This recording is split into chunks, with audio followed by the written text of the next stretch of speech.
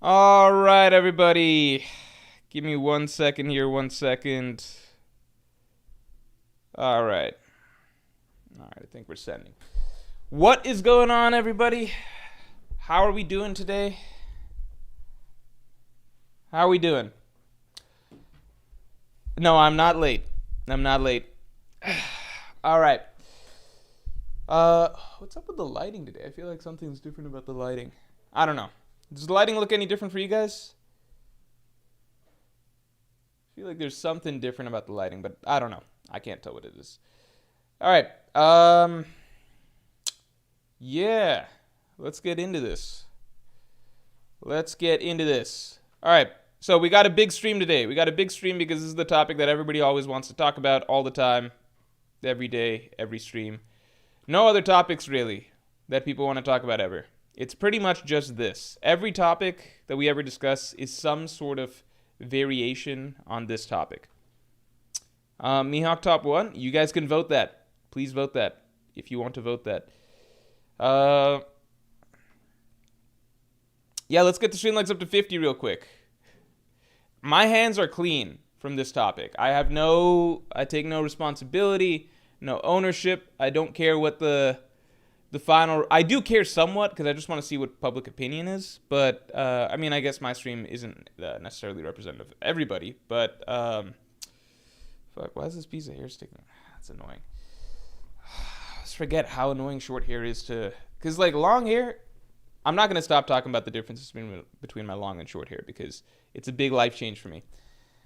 Long hair, you can just move it around and it just looks really messy and it's just the way it is. Short hair, I kind of want it to be a little tighter. Fading Phase, thanks for the 2. Whitebeard Supremacy Gang, where are you all at? Whitebeard top 1 all time? I mean, I'm sure there's people that believe that. I don't know if he's top 1 all time, but I've come to believe more and more over time that there's just going to be some set of characters that are like that there's going to be some set of characters that are always going to be ambiguous relative to one another. You know?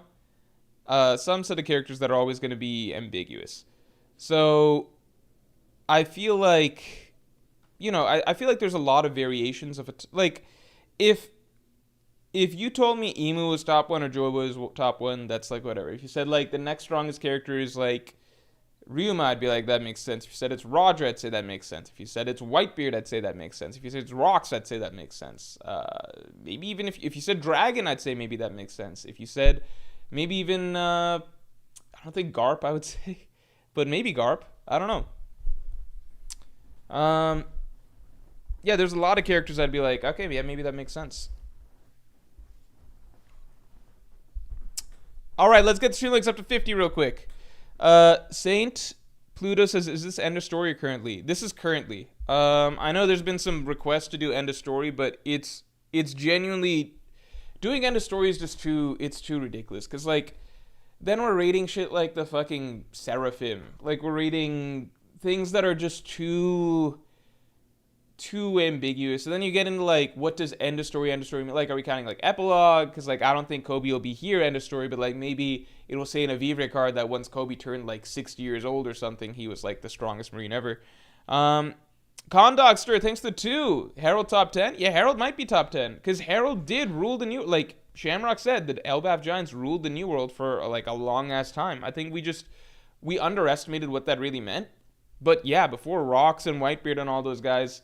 It seemed like Harold and his Giants were the strongest on the seas, and they might have kept that hold if not for the fact that Harold went soft.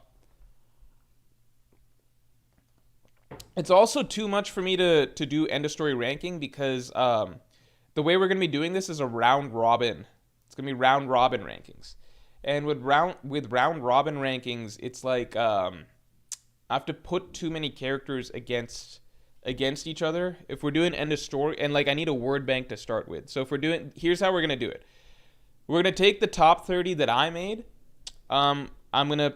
We're gonna quickly go through it, be like, what are some additions that we want to add? What are some people that we want to take off? Right? And we're just gonna make a general, not ranked, not ordered, but we're gonna make a general rank like top like 35 or something like that. Okay. Then from there, we're going to from there, then we'll put it all into a big round robin and then do a shit ton of votes. Meek, thanks for the 5. Does Shirohoshi count or no? I'm not even gonna bother putting her in because like it's combat, right? Like so it's not like peak potential like damage that she could do. It's like if you put her in the ring with somebody, she would just die, right? My God, this is annoying. Okay. Rihanna Zara, thanks for the 5. Joyboy greater than Yuma, greater than Ryuma, top 3 strongest of all time right now. Yeah, people always get upset when I talk about like Ryuma being top 3, and it's just like, are you upset about like Luffy being top 3 end of story? Because Ryuma was literally Oda's previous main. I think people underestimate how attached Oda probably like how Oda thinks of Ryuma. Ryuma was Oda's previous main character, like main character. Like this is. It's not weird to gas up Ryuma because that was Oda's baby before Luffy. You understand? So when Oda says that this dude like basically scared away the world in the canon of One Piece, he scared away the whole world and the world government for the next like 5-6 centuries or something. I feel like we should take that as actually having some meaning, and not just like random whatever hype.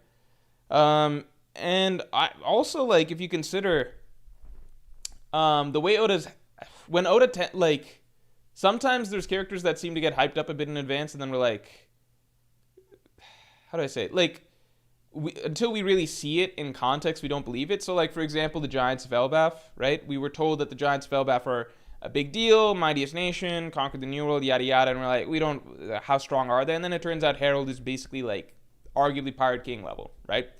So, when we're gassed up, like, the Samurai of Wano, but we're shown explicitly that the current Samurai aren't that good, and then we're told that no, it's because the legend started from one dude, Samurai Ryuma, 800 or like 600 some however many years ago, then we should probably just believe that, you know?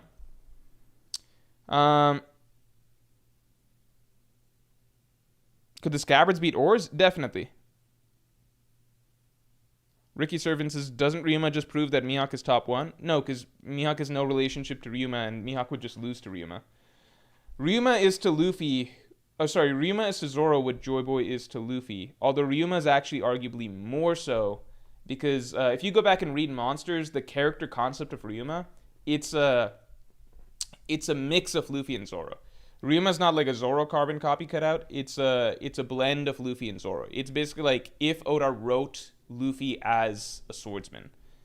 And then Oda took the concept of Ryuma and created a spin-off version, which is Zoro. There's no, like, Mihawk being above, you can just see how the world government viewed Ryuma, which is like, okay, we can't ever go near this guy's island ever, versus how they viewed Mihawk, which is like, oh, Mihawk broke the deal with us, all right, let's send everybody to go capture him at Kurogena. There's a big gap in terms of threat. All right.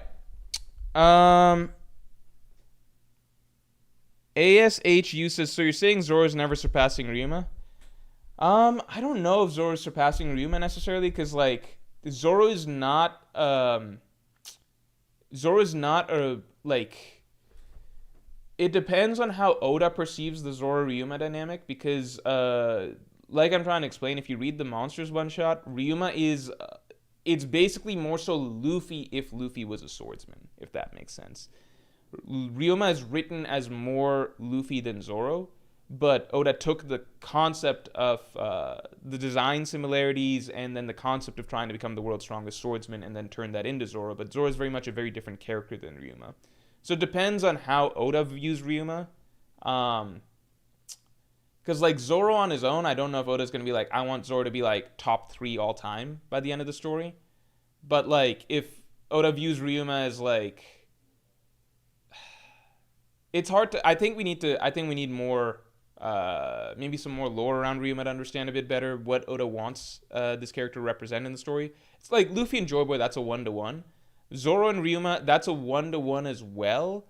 But it's like a 1-to-1 with an asterisk. And that, like, if you actually read the one shot, it's like, okay, this guy's not really Zoro. This guy's more so like Oda's prototype of Luffy than anything else. So it's a little hard to compare there. But either way, Mihawk's definitely not close to Ryuma. Or not close. I don't want to say not close, but it's like there's a big difference between being like the strongest swordsman today versus being probably the strongest swordsman in One Piece history. Like that's a huge difference, right? In terms of like what that represents. I don't think there's necessarily a big gap between Mihawk and Ryuma, though. I shouldn't have gone that far. I just don't think that you would ever get Ryuma and Vista scene, you know? Tom, thanks to 2. Zunisha, unironically top 30. Oh, did you see my tweet? Dick so small. Let me check. Maybe Zunisha is in there. I don't know. Dick so small. I pissed on my balls. Thanks for the 5. We know Mihawk should be stronger than Ryuma because he forged the number 1 supreme grade. Ryuma forged a great grade. No, because the grades only go up 1 rank from what the sword initially was. So that's not Ryuma's fault if he didn't have as good of a sword. That doesn't even make any fucking sense. By that logic, everyone who's got a better sword than Ryuma is stronger than him. Tom asked on Twitter, how do you think Harold would have reacted if he found out that Rox was the one that wounded Loki? I don't know. Loki wasn't a snitch, right? Loki didn't tell on him. Harold, I think that wasn't a question that I wanted to answer because then it gets too much into the meat and bones of like how good of a dad is Harold actually. Let's get the stream likes up to 100 real quick.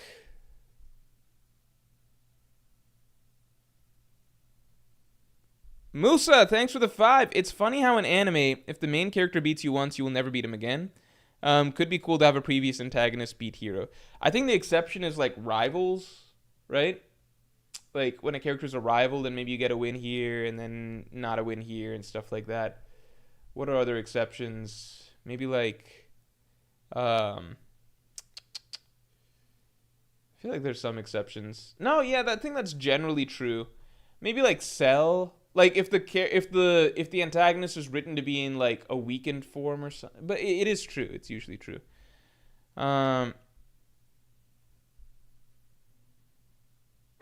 Yeah. I'm actually very annoyed by this. Why is the lighting like this? What is going on?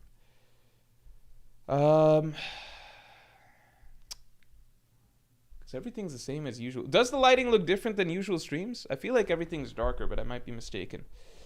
Okay, let's get into it. We're going to get into it once we get the stream likes up to 100 real quick. Let's get the stream likes up to 100. In the meantime, let me load some shit up for you guys. Let me get some shit going. All right. We need this. We also need top 30. Yeah. All right, now we're cooking.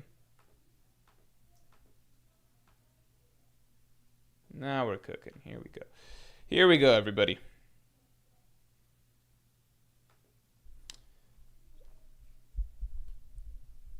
It's a bit darker. Yeah, well, I just don't understand.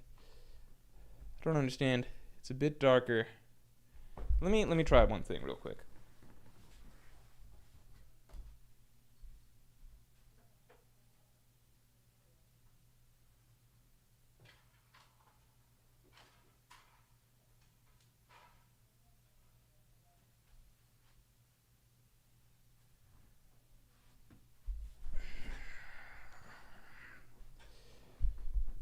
Now it feels like it's too bright. I don't like this. This feels like it's too bright. Okay. All right, everybody. Lighting looks fine. All right. Kaido's 6 or 7. I think might be controversial. I don't think I have Kaido top. Oh yeah, I don't even have Kaido top 10. Here, let me show you guys my previous ranking. And I think it's very fair.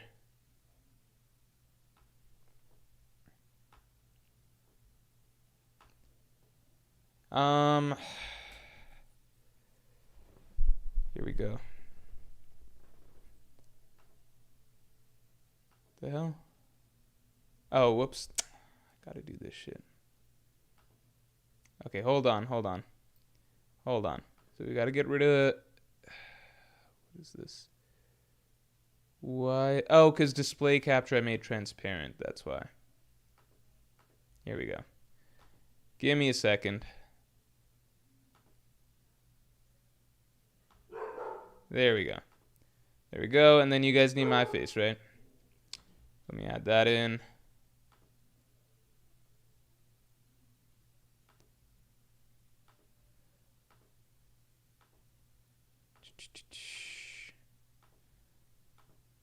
Okay. And here we go. Yeah. All right. So this is what we got at the moment. Yeah. So I'm gonna be using this as the bank. This is I don't want to do too much reordering here myself at the moment. If I were to say off the top, I think my top 5 I actually keep roughly the same.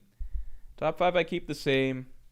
I'd probably put in Harold at 8 now. Oh, I forgot. Nah, because Garling got the buffs. That's why I have Garling here. Or I assume Garling got the buffs. I think I'd put Harold in 8. And then, yeah, I might keep... Garp at 10 feels low. Maybe I'd move Garp up. Prime Garp. I think I might be overrating Garling a little bit. But a part of that is also recency bias. It's just like you haven't seen Garling in a bit, so just don't think about him.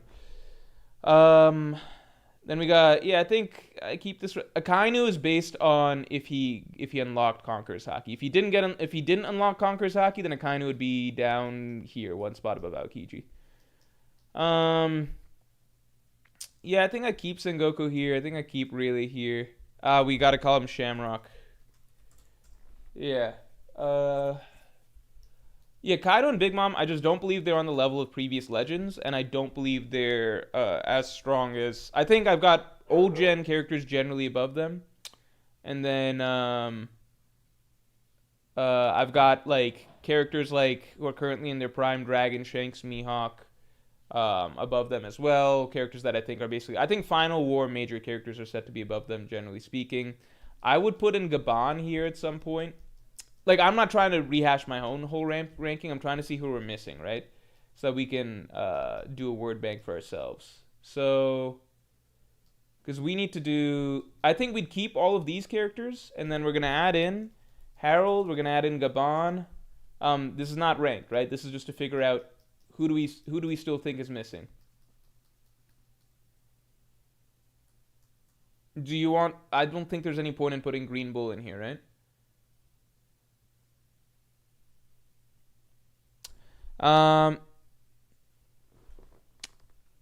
Dominic Garvin, thanks for the 5. Hey Morge, what do you think of similar ending, like Naruto, where Blackbeard and Luffy have to team up against Emu and then battle for the throne after? So the reason I don't believe that'll be the case with One Piece is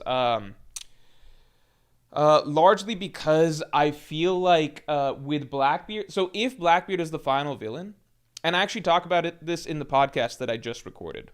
The podcast that I just recorded that reminds me, I gotta... what's this taking so long?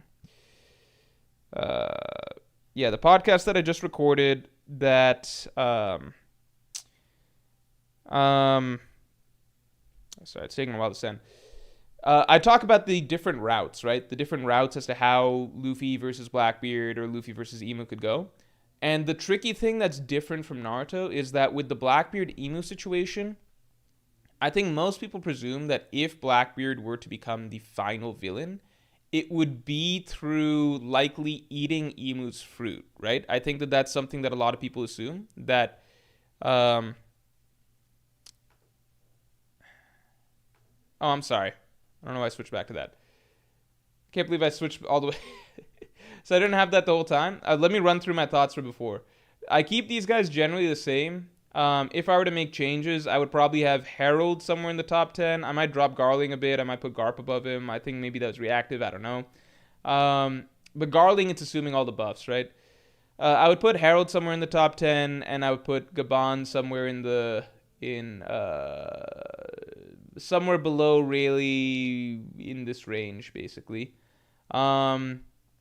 Yeah, I don't have Kaido and Big Mom in top 10 because I have them below every old gen legend. Like, I don't think they were on the level... I don't think it's ever even implied they were ever on the level of, like, Prime Rocks, Whitebeard, stuff like that. And then I think the main characters the main players of the final war. I think Oda kept them and is hyping them longer for a reason. So the Dragon, Shanks, Mihawk, those type of guys.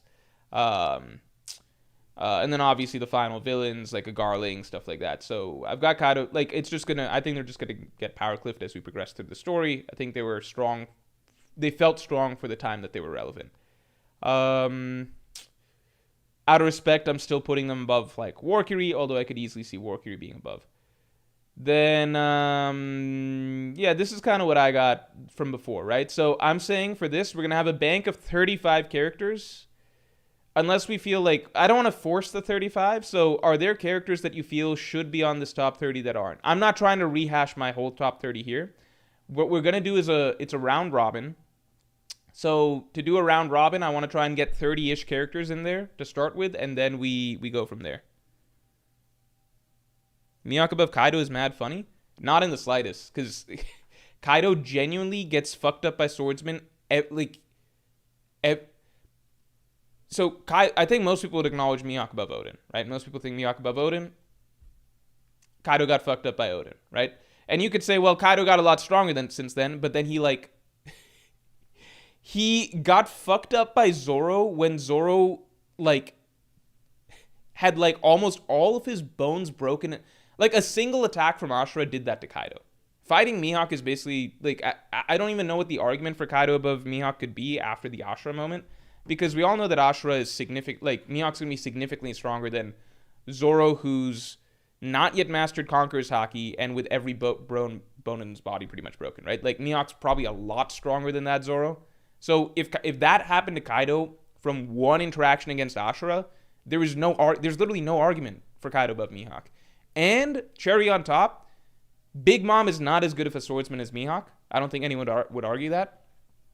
Kaido fucking fought Big Mom to a draw over the course of 3 days before this, right? So there's no argument for Kaido above Mihawk.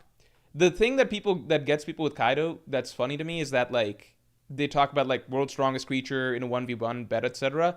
That's not the same as Mihawk's title, because Mihawk's title is made very clear he legitimately is the world's strongest swordsman. That's clarified in Vivre cards, etc. Kaido's is entirely reputation. And the funny thing about that is that if you actually look at Kaido's feats versus what his reputation is, there's a big disconnect. And it is made fairly clear in the story that Kaido's reputation is not actually accurate. He doesn't beat Big Mom 1v1. And then on top of that, if you want to go by the fact that people say that Kaido in a 1v1 bet on Kaido, the irony of the whole thing is, because people One Piece fans are people say in a 1v1 bet on Kaido. Do you realize that in the One Piece world right now, people say that Luffy beat Kaido? Do you realize that that's the perception? If Luffy were to get, if Luffy today were introduced with a narrator text box, he would get that introduction as well. He would get in a 1v1 bet on Luffy.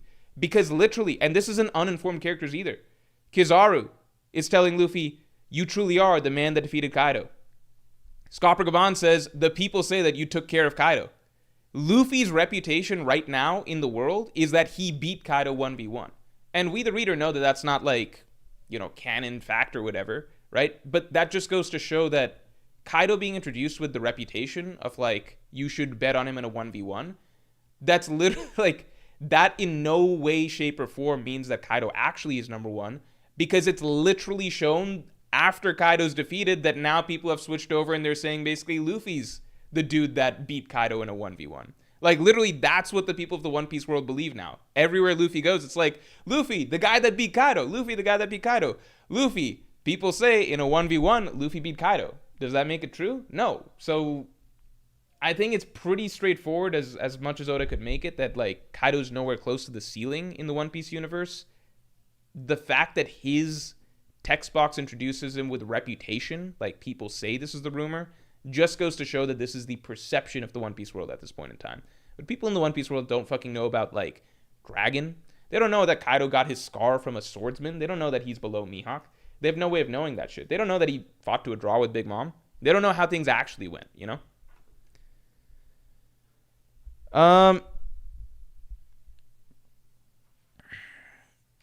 Xeno Hunter says, okay, but Luffy would beat him in 1v1. I mean, if Luffy had infinite stamina in Gear 5th, I'd believe that, but I don't know about that.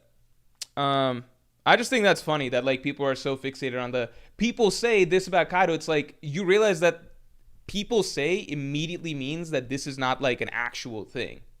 Because people now say that Luffy is stronger than Kaido.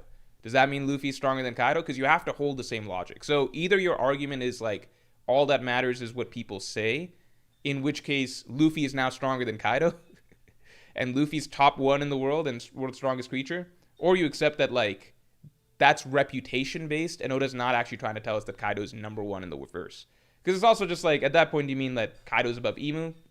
Unless you think Kaido's above Emu, then you can't be claiming that the text box for Kaido is like canonical fact, because it really is just reputation. Yeah, like so with the Blackbeard thing, like Blackbeard eating Emu's fruit, I just don't think that Oda would have a fight where Luffy fights Emu, and so fighting whatever devil fruit that is, and then literally the very next fight after that is fighting the same devil fruit again. That would be very repetitive. So I think that's the big difference between One Piece and Naruto, which is like if Blackbeard replaces Emu as the final boss, I think that you can't really have Luffy fight both, because it's just like Luffy fighting the same fruit 2 fights in a row. I think that'd be kind of strange. Line by line, thanks for the 2. Oh wait, Kunal does you well. Thanks a lot. Hi Morge, I got the raise. Congrats. Everybody say congrats to Kunal. Also, do you think that that it's odd that Oda brings up a few times Luffy fanboying over Shanks? It's only recent, maybe to throw us off when we meet him. It looks a bit forced, in my opinion. Yeah, Luffy doesn't talk about Shanks too much in the past, so I do think that it is setting up for something when Luffy meets him. Like, it might be some sort of awakening or realize it, like getting to see Shanks for the first time as like a peer and maybe a rival in some sense. We still don't know what Shanks' full agenda is, but I do think that it's going to be a bit more. So, for example, I think one of the things Oda might be setting up is Luffy learning that the red-haired pirates sank Bartolomeo's ship and potentially killed all the Bartolomeo pirates. Probably not, but they declared an act of war against the Straw Hat pirates. I think that's an interesting thing to set up before this storyline where Luffy's gushing about Shanks every other chapter, because, bro, that guy's shooting down your Nakama. You know, like, you guys are grown-ass pirates now, you know? So I think there might be something there. I just don't know how it would play into the Elbaf storyline. Line by line, thanks for the 2. Where are Prime and current Moria on the top 100? I don't think that they reach. I don't think he's like Admiral level. MOH, thanks for the 2. Add Beckman. I think he's near Rayleigh and Gabon. I don't think Beckman is near Rayleigh and, like, because we're talking about Prime, right? Because you realize that old Rayleigh basically was like old Rayleigh and old Gabon. I feel like Beckman might scale to old Rayleigh and old Gabon, but I don't think he's like prime Rayleigh level or prime Gabon level, because prime Rayleigh was literally like Whitebeard literally referred to prime Rayleigh, or sorry, Garp literally talked about prime Rayleigh like on the same level as Whitebeard. He's like, the Marines can't afford to take on 2 legends at the same time. I don't think anyone's talking about Ben Beckman like that. Like, Prime Rayleigh is very, very different than... I feel like... I'm mixing up words. Prime Rayleigh, Prime Gabon, I think, are clearly above Beckman. I think old Rayleigh and old Gabon might be Beckman's level right now, but I don't think in their prime... I think in their primes, they're clearly something above. Because, like... yeah, it's just the way that characters talk about Rayleigh and stuff. Like, Garp is literally like... we can't take on Rayleigh and Whitebeard at the same time. Like, Rayleigh is not Whitebeard's level exactly, but he's in that tier. Whereas Ben Beckman, I think, from everything we know, he's probably like tippy top of first mate tier. But like, consider that old Rayleigh was holding off Kizaru like, he was fighting Kizaru for a while. I'm not saying old Rayleigh would beat Kizaru, but that's where old Rayleigh's at. That's kind of like I would expect Ben Beckman to be. I think Ben Beckman, I feel like, would fare similarly against an Admiral as like Rayleigh did. But I don't think that Beckman beats an Admiral, and Rayleigh and Gabon in their primes are probably above, like at least Admiral level or above. I'm not going to put Rayleigh into the top 30, because I'm going to try... I need, like, I need basically anyone that you're pitching for the top 30 needs to be at least Admiral level. Because I don't want to... Because with round robins, every single additional character that you add, it's going to add a shit ton more voting. Shit ton more voting.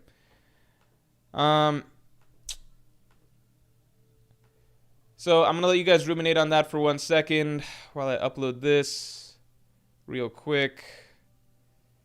Here we go. Yeah, just think about characters that might be missing from the top 10 that should, or top 30 that should be in there. Like, maybe Kong? I could put Kong in there. I'll put Kong in there. And then let me upload this shit.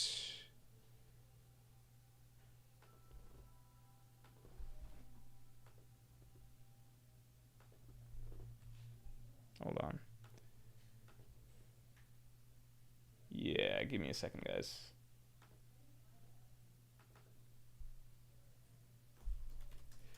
All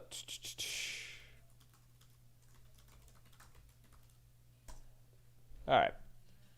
That should be good. That should be good. Yeah. All right. All right, all right.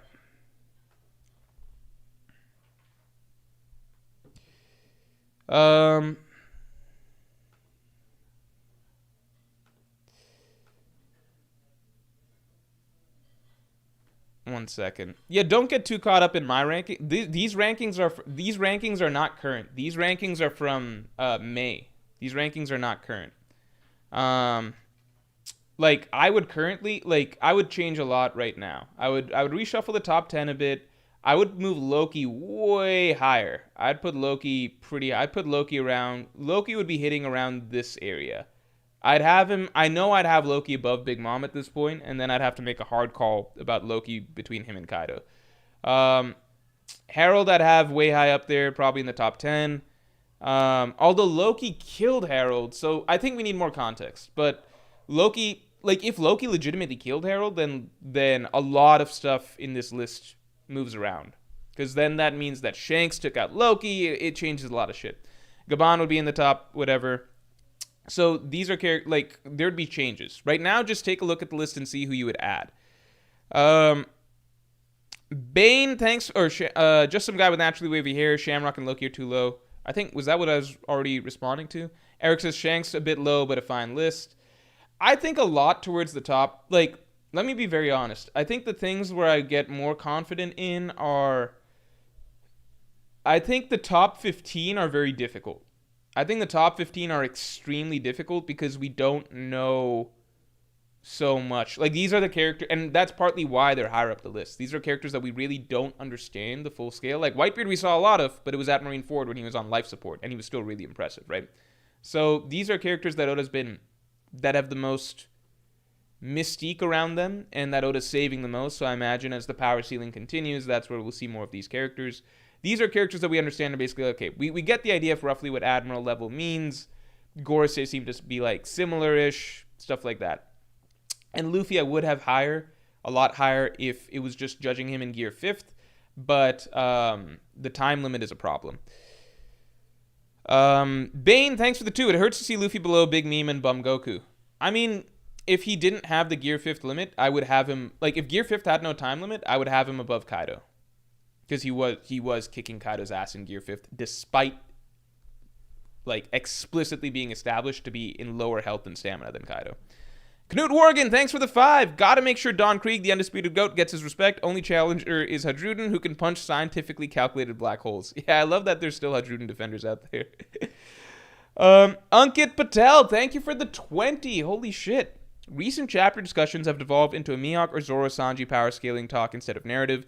The supers dictate the flow, but at a certain point, I feel like you should be more assertive in directing the stream. Here's the problem, Ankit. I am human, like everybody else. It's not the supers that lead me down that path. It's my own weakness.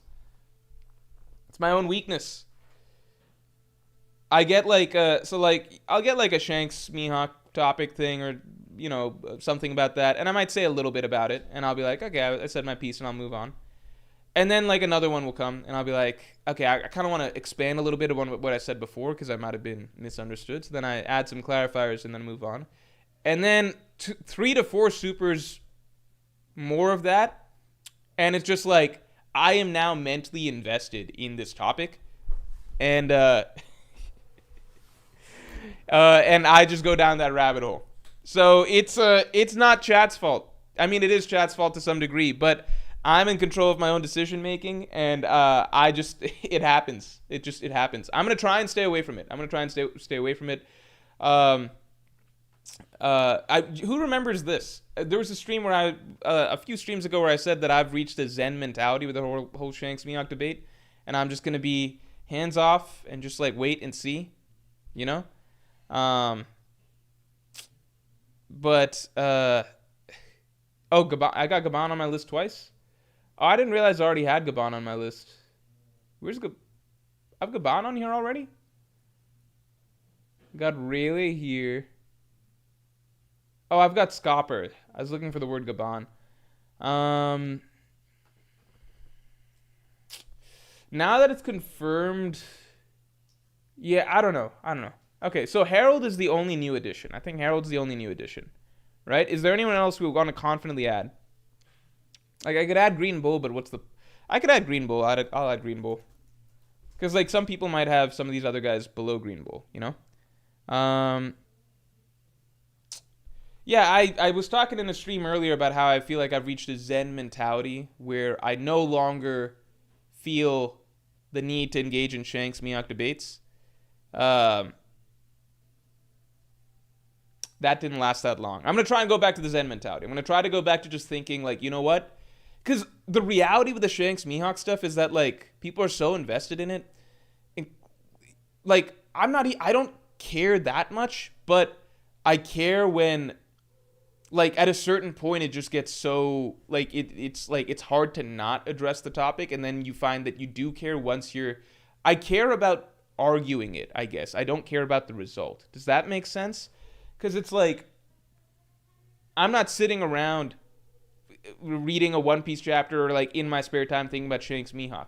But then certain things come up and it's like, you see a comment that's like, yeah, Mihawk was stronger than Rox, Roger, and Whitebeard. And it's like, well, that's not right. And then the comment will be like, because Black Blades are established to be like, that means your hockey's strong. So I'm like, that's never established. And so then you end up, I'm being on Mihawk's against Mihawk stuff here, but on Shanks' angle, it'll be like, people will be like, yeah, there's a difference between like pure sword attacks versus sword attacks that are hockey coded or something like that. It's like, that's not right. Hockey's used in swordsman. They're going to use hockey when they fight for the title of the world's strongest swordsman. Zoro's going to use hockey when he does that, right? So with the Shanks Mihawk thing, I think I get invested because of, like, I get invested into the nitty gritty of the argument itself rather than how much I care about individually which character is stronger than the other. I think I just get very bothered by like some of the claims that are made. But I've said this on multiple times. If I wasn't part of the One Piece community, I remember this. Like, before I was like on Reddit and shit like this, I didn't care about like who's stronger between Shanks and Mihawk. It was a question in my mind. Like, I was like, because for probably the first like half of the story, I always believed that Mihawk was stronger because it just seemed like it made sense. Then post Marineford, it was like insane Shanks gas, and like I was like, as a Mihawk fan at that point in time, reading Marineford, the like one of the few things I didn't like, which was just that I was really looking forward to seeing Mihawk fight, and we did get to. I was looking forward to like cool shit, and I kind of like left the whole Marineford thing being like, okay, well the iceberg thing was cool. So I didn't like. I wanted to see some more Mihawk stuff after that, but it wasn't like a thing in my mind where it's like, well, I need to know who's stronger, and it's going to really piss me off if one's stronger than the other. I hope that Mihawk was stronger than had been portrayed at Marineford. That was the thing that I remembered at that point in time. But it's only once I really got into the One Piece community that I realized how fixated people are on the Shanks Mihawk thing. And it's just the way the debates go that bothers me. It's just like, people make the most outlandish claims. It's just like, this is definitely what a Black Blade means. It's like, can you show me a fucking manga panel or anything about that? Or people are like, no, Shanks, he's using hockey on his sword, but it's not the same as like he obviously wouldn't use that against Mihawk. It's like, You don't think he used divine depart? You think Mihawk said divine departure is not allowed in their big duel or something like that? I don't think that's the case. So I've always said I'm okay with either one of them being stronger. I just hate the arguments that go around it, and I think I'm more. It's the Mihawk fans have made me more anti-Mihawk over time because I used to be more Mihawk than Shanks. I think I shifted more towards Shanks over time in terms of like who I prefer. Just because Mihawk hasn't given me much character stuff over the post time skip, whereas Shanks has a lot of cool stuff. So at a certain point, I got tired of waiting on cool Mihawk stuff. But in terms of like who's stronger, the Mihawk fans also sort of pushed me away from Mihawk more because the whole who's stronger debate, I think that there's way more outlandish claims from the Mihawk side than like the Shanks side. Because I don't see that many Shanks fans trying to argue that Shanks is like top 3 all time. Whereas Mihawk fans will argue that he's like number 3 after Joy Boy and Emu. And I'm like, this is... Do you realize that if Mihawk was supposed to be like number 3 all time, Oda wouldn't just call him world's strongest swordsman today? Like, he would just gas him. He would say strongest pirate ever or some shit. Or strongest swordsman ever. How about that for a start? Like, what? It's kind of like, this is the funny thing to me. It's kind of like when people are gassing up Michael Jordan, right? Like, people say Michael Jordan, greatest of all time, best basketball player of all time. You will also hear people say Michael Jordan, best shooting guard of all time, right? But that's usually not what people lead with. They're usually leading with, because they consider him greatest of all time, they're usually leading with Michael Jordan, yeah, he's the greatest, GOAT, best basketball player, whatever, right? If he was, like, if Mihawk was in the same vein, right? If Mihawk was the greatest pirate, strongest pirate of all time, right? Strongest swordsman ever, right? That's what they would lead with. They wouldn't lead with strongest swordsman today, right? Comparison, if I were to talk about Tim Duncan, people say Tim Duncan, greatest power forward of all time, best power forward of all time, because you're labeling him by what he is, right? Like the best way to gas him up, right? With Michael Jordan, greatest of all time, and then a subset, a niche version of that is like he's also the best shooting guard of all time, right? But with Mihawk, if he's being listed as best swordsman of all time, that's his qualifier, right? If he was the best swordsman ever, or, if Mihawk's being listed best swordsman in the world, right? That's his qualifier. If he was being called the best swordsman ever, or the strongest pirate ever, Oda would lead with that, because that's the bigger thing, and being the best swordsman is like a subset of that, right? Same with Michael Jordan, you lead with best player or greatest player of all time. Best shooting guard is a subset qualifier that you might describe him as. Do you get what I'm saying? Like, the fact that we call Mihawk, or Oda repeatedly refers to Mihawk as best swordsman alive today, that's very much Tim Duncan, best power forward, right? Like, that's what you are. You're not being put in the conversation for the other stuff. Does that make sense? If you're not being put in, if Oda's never putting you in the conversation as like he's saying Mihawk's strongest pirate ever, Mihawk greatest swordsman ever, right? Then Mihawk's not in those conversations. Otherwise, Oda would put him in there. He wouldn't just keep referring to him as best swordsman today, right? Because why would you go with like, if you're going by the specialty, by the niche, then that means that you probably don't apply to the broader category, right? Does that make sense? Like, LeBron James, when I talk about LeBron James, because I think LeBron's the best player ever, I don't lead with LeBron, best small forward ever. And every time I talk about LeBron, I'm like, best small forward, best small forward. His main thing is he's the best player ever, in my opinion. Best small forward is like a subset of that, right? Does that make sense?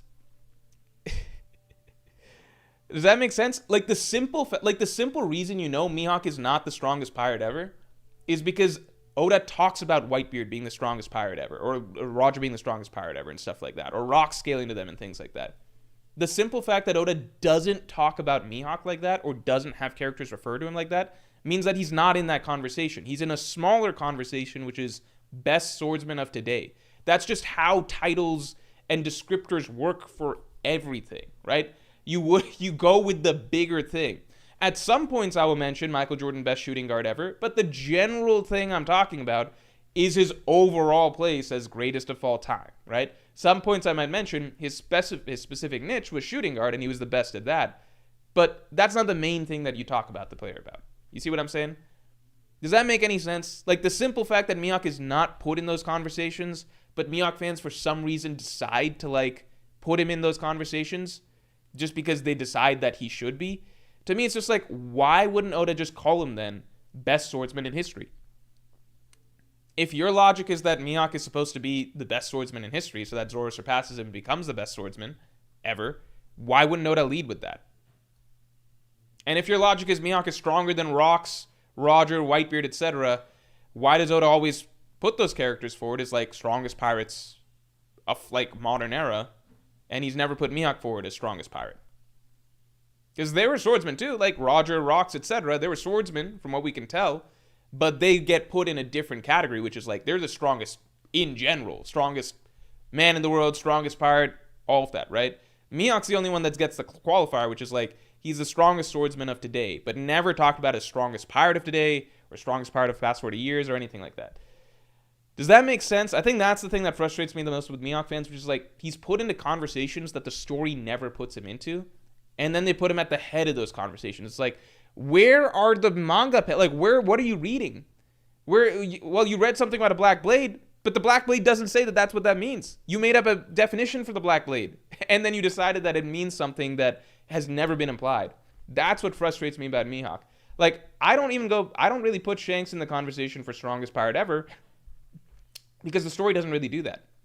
If the story starts to do that, then that's different. But it hasn't done that so far, so I respectfully put him where it seems like he should be. Does that make sense? All right, continuing on.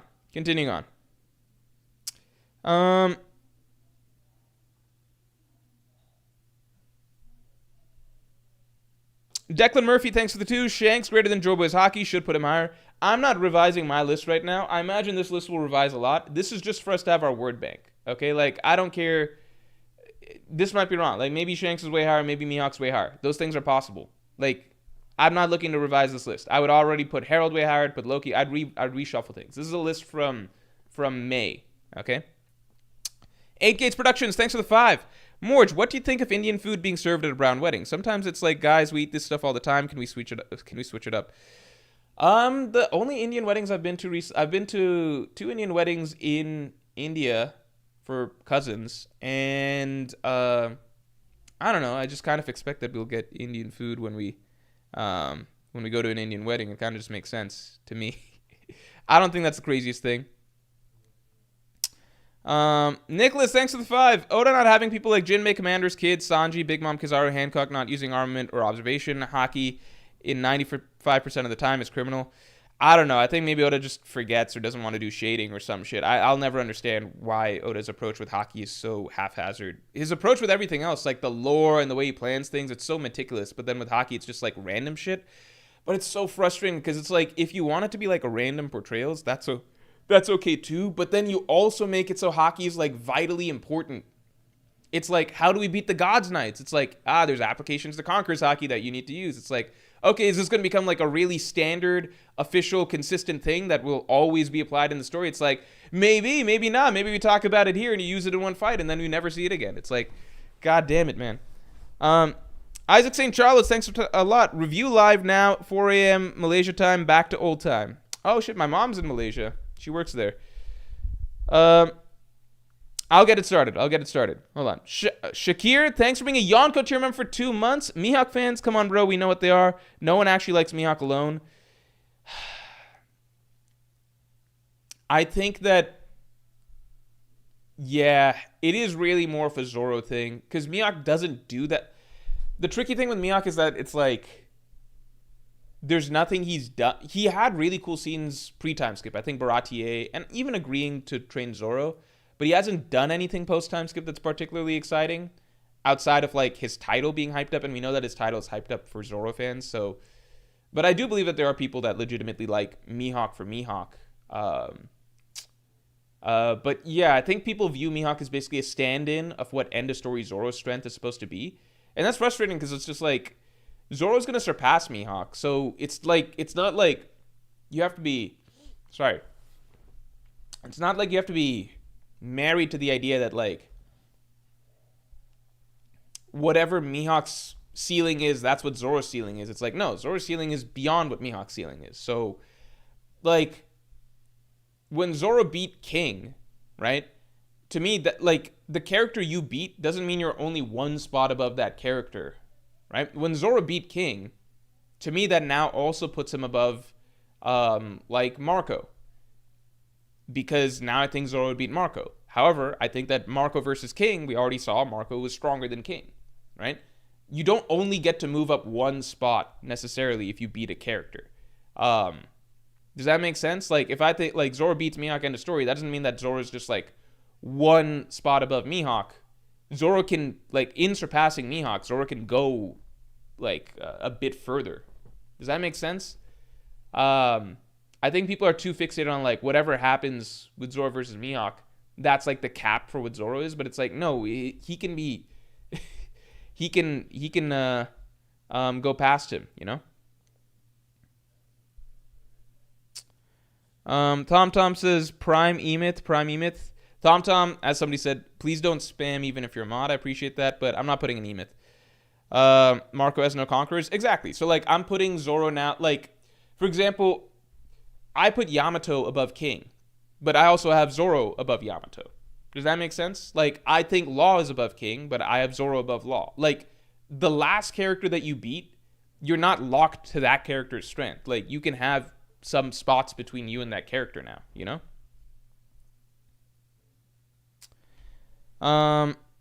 Bane, thanks for the 2. Mihawk fans think Haki and sword skills are one and the same. I mean, I don't want to get into this. Like, Zoro's gonna be using Haki on his sword attacks when he's fighting Mihawk, you know? Mihawk D Goat, thanks for the 2. No one has greatest ever title, irrelevant point. I mean, you could say no one has greatest ever, and say that that's an irrelevant point, but you can also acknowledge that characters like Whitebeard and Roger have been, at the very least, acknowledged as strongest pirates of, like, the last 20, 40 years. And then Rocks got put into that conversation. And that's been talked about many, many times, right? So, fine. It's fair to say that, like, well, Mihawk doesn't have the greatest... If you want to say Mihawk doesn't have greatest swordsman ever in his title, and that's, like, a fair thing to or not a fair thing to put as a counterpoint, that's fine. But then how about strongest pirate ever, right? Because that's the bigger umbrella. Mihawk is a pirate. There's way more pirates than swordsmen. Mihawk's also man. He's never put in the conversations for world's strongest man or world's strongest pirate, right? His subset is smaller, which is world's strongest swordsman, right? So the smaller you're being niched down as to your title, the lower you're being put in terms of, like, the grander picture of things, right? Because if you're the world's strongest pirate, you would be introduced as that, right? The same way Whitebeard's introduced as world's strongest man. The same way they talk about Roger and Whitebeard as, like, the strongest pirates of the last 20 whatever years. Every other pirate is a silver medalist to them, right? Mihawk's not talked about in that category. He's just not, right? If you want to get into the greatest ever versus today, that's fine. That's a fair discussion. But in terms of his category, he's not in the world's strongest man category, right? He's not even the world's strongest pirate category. He's in the world's strongest swordsman category, right? So it's niched down further and further. If Mihawk was being put in those talks, Oda would have just put him in those talks. It just doesn't make any sense to say otherwise. It's the same thing that applies to literally everything else. Like, everything else in, like, how titles are discussed, how accolades are discussed, whatever. Like, does that make any sense?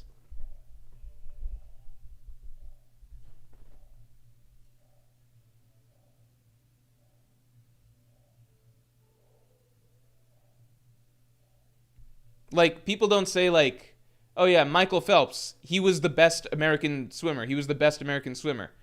They say Michael Phelps, best swimmer in the world, right? If you're being put into a smaller category and not being put into the broader category, it's because you're not being put in the broader category for a reason. All right, continuing on.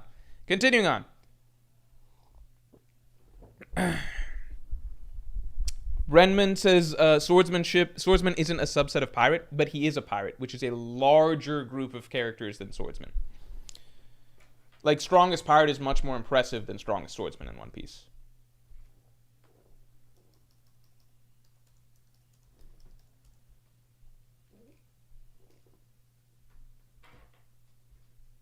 All right. Quick scan. Is there anybody else that we want to put in?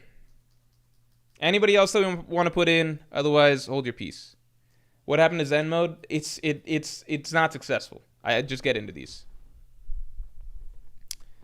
All right. Anybody else that we want to add in? Any character I'm missing? Saturn.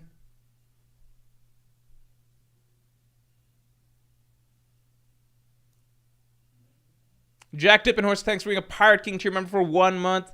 I love your explanation for Rayleigh. Yeah, I mean, it's just Rayleigh. I think it's bizarre seeing people like dispute Rayleigh being like near the top. It's like fucking Garp referred to Rayleigh as like on the same level as Whitebeard basically in terms of threat to the Marines. I'll put in Saturn. I'm not putting in Emmet. Sabo in the top 30? Sabo's not I don't think Sabo's we're not adding Davy Jones to unclear. We're not adding Gunko because Gunko's not. You need to be at least at. So here's the rule: any characters that are you're confident are Admiral level or up that are not on this list. That's the bar. Admiral level or up. We're not putting in Sabo. That's because if we put in Sabo, then that means that like we now have to debate Sabo, like who actually makes the list, right? Sabo, Marco, Zoro, Ben Beckman, those types. None of those types are going to make the top 30 at the end of the day. Because, like, at the end of the top 30, we've got admirals and shit. Sabo has no... If you can find me a feat that puts Sabo above an admiral, then we got a discussion.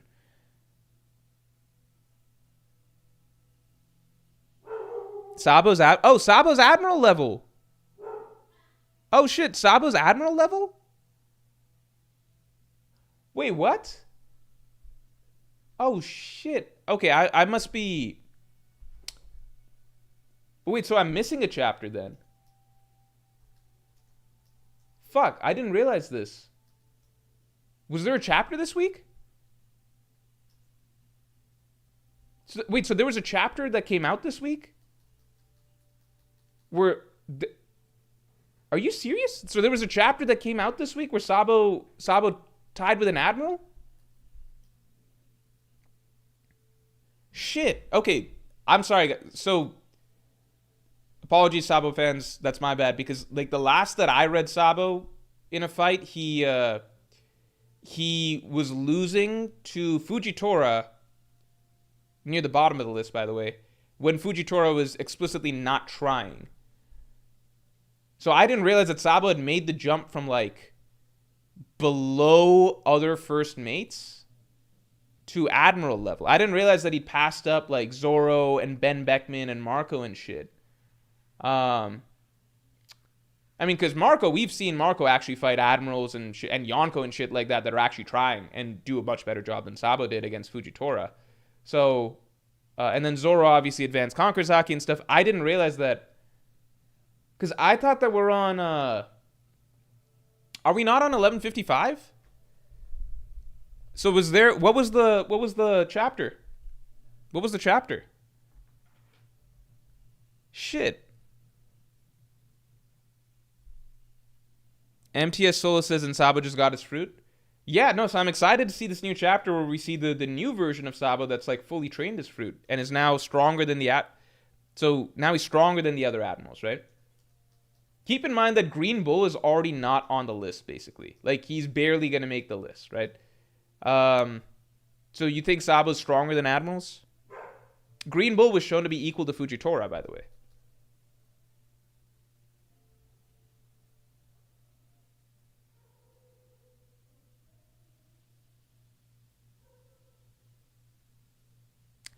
We are only taking characters that are, like, you have a strong argument for being admiral level. If you're putting in someone like Sabo, you're arguing for a character that is essentially in the same category as, like, Zoro, Marco, Ben Beckman, Kid, Law, Yamato, right? And every single one of those other characters, except for Ben Beckman, has better feats than Sabo.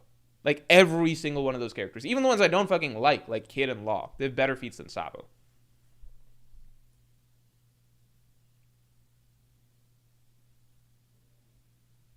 Sabo clears Green Bull.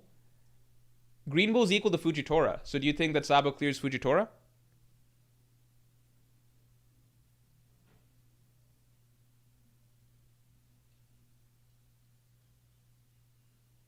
Because Green Bull and Fujitora tied and injured each other.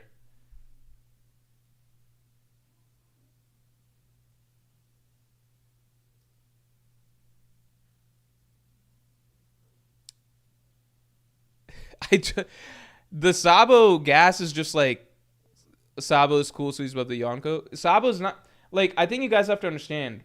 This is 30 characters all time, which means that like even admiral level characters may not make the list. Like if I were to do this right now, Fujitora would drop. Like so personally, right now, Harold would go somewhere in the top 10, and then Loki would go somewhere pretty high too. Like Loki would be past the admirals, meaning that right now, the way I would see it, Fujitora and Green Bull don't make the list. So, do you understand? They're not going to make the top 30. We're going to include them because my opinion is not necessarily going to be the same as everybody else's opinion. But, like, that's what we're looking at. Like, it's going to be, like, characters like Fujitora, Green Bull, Saturn clinging at the very tail end of the list. So, if you want to pitch other characters, it has to be other characters that are, like, they have clear arguments for why they're above Fujitora, Green Bull, Saturn. Like, do you understand the level that we're talking about here? This isn't just characters that we like, you know?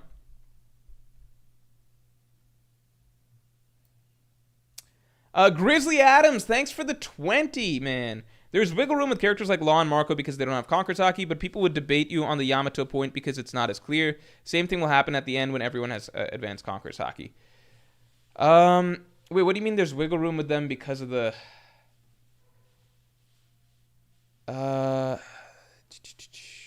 People would debate you. Wait. Are you saying... I don't know which way you're saying. Are you saying, like, versus Sabo? Or are you saying... But Yamato has advanced Conqueror's Haki, so doesn't that make it more clear why we would place Yamato high? I've included Sengoku. I've included Kong and stuff like that. Any character that is confirmed to have been Admiral level... Kong was Fleet Admiral at one point. And, like... That's Kong is not going off the list. Like this was a Fleet Admiral, you know. Same thing will happen at the end when everyone has advanced Conqueror's Haki. So are you saying that because those characters rely more on abilities versus advanced Conqueror's Haki, so they have like more wiggle room in terms of like how those abilities could be like perceived? It's like, yeah, Law has hacks, so it's not a head-on combat thing versus like comparing characters that have advanced Conqueror's Haki. It comes down to essentially just straight up brute force clashes. I could see that argument. Keenan, thanks for the 5. Throw Kuma in there, bro. I promise he can beat an Admiral. Completely busted Devil Fruit, Cybernetic Body, Hockey Punch that obliterated Saturn. Put him in, coach. Keenan, I'm sorry I can't do it. I don't think Kuma Admiral level is a... You know what, Keenan, for you, I'll do a poll. Just for you. Can Kuma beat an Admiral?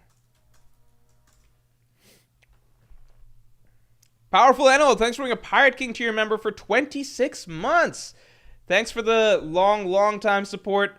Man, I really appreciate it. Watch out, Morge. I think you forgot Kong. I actually do have Kong in there. I think Fleet Admiral during the strongest pirate era is pretty impressive.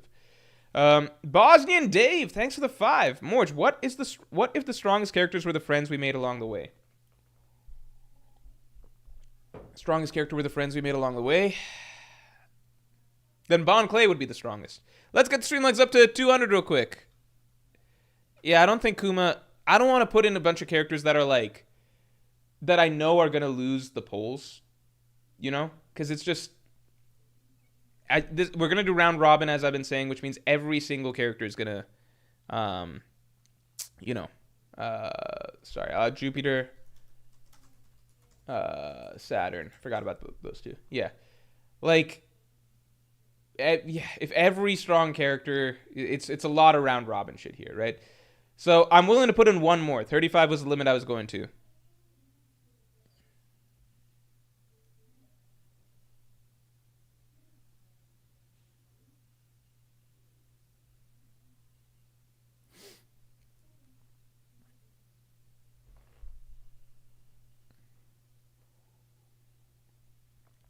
All right, I think we're good here. I'm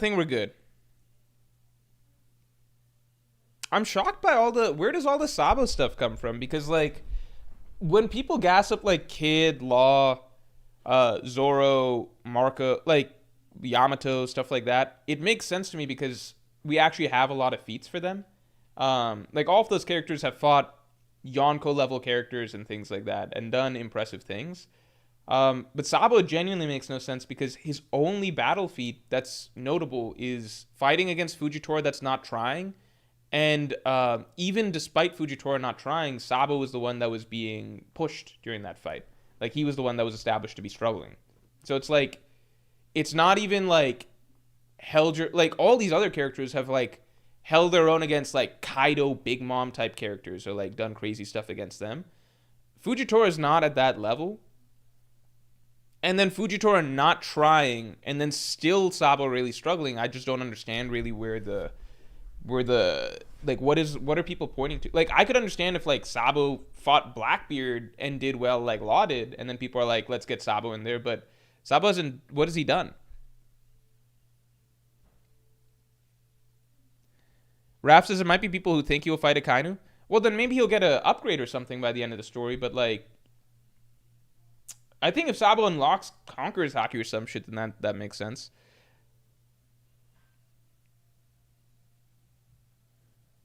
Kindbass says Sabo will 100% beat at least one person on this list, but that's such idiotic logic, because so will Zoro and Sanji and shit, but I'm not putting them in there already. We're talking about right now. This is not end of story. This is not end of story. This is right now. This is current. This is current day. This is what's happening in the story at the moment. And you know what's funny is that all those other characters, Zoro, Law, Kid, Yamato, Marco, they have done significant shit against a lot of characters on this list. Sabo's the only one who hasn't. Because at best you could say Sabo did he held off Fujitora when Fujitora wasn't trying, and Sabo was still struggling in that fight. Like, it's not an end of story list. I think the Sabo gas is the one thing I really don't understand. I think the Sabo gas bothers me because I think it comes from people who believe that Sabo is meant to be Ace. And therefore Sabo should scale to wherever Ace would scale today. No. Ace today would basically be Pirate King. If you take Ace from where he was, because Ace has Conqueror's Haki. That's the big differentiator between him and Sabo. It makes them fundamentally different characters, and it gives Ace like a way, way, way higher ceiling, right? So if you take Ace from where he was like 2 years ago at Marine Ford, if you allowed him to develop today, he would be getting those Conqueror's Haki blooms, etc. He would basically be like, he and Luffy would be duking it out, basically. Sabo is written in a manner that he is never, ever, ever going to rival Luffy. Like, it's clear Luffy has passed him up already. Ace was written out of the story because every character recognized that Ace had, like, Pirate King potential, like Prime Roger potential. Every character, like the Marines, Whitebeard, other pirates like fucking Chinjao, everybody was like, Ace is that dude. Sabo is not, he's never been talked about like that dude. He is the Temu Ace, right? It's like Oda swapped out Ace for Sabo specifically so that Luffy wouldn't really have competition in this regard. All right.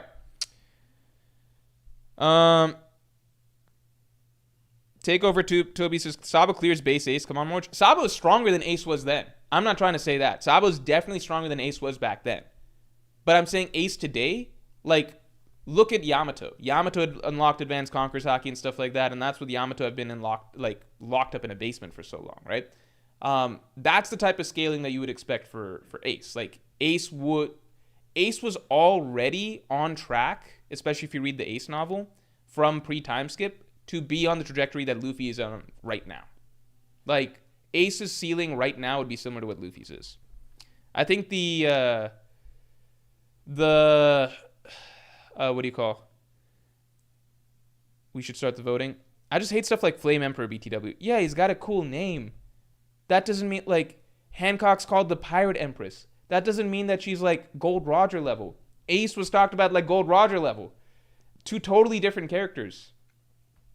I think as long as people view Sabo as, like, the new Ace, they will always continue to overestimate him because he's missing the key ingredient. He's missing the thing. He's missing the Conqueror's Haki. He's missing the thing that makes the whole thing work.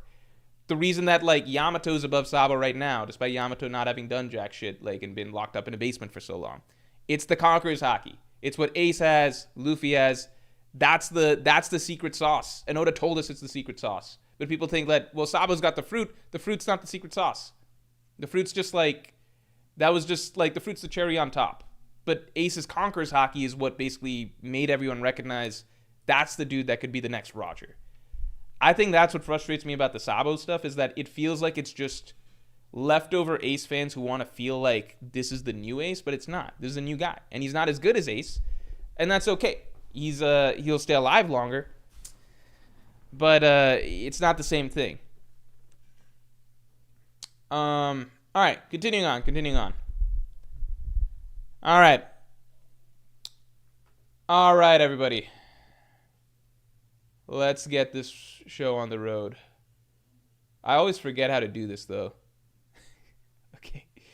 All right, let me try and set this up over here real quick. Ranking engine. Okay, now I got it. All right, here we go. I just got to type in characters.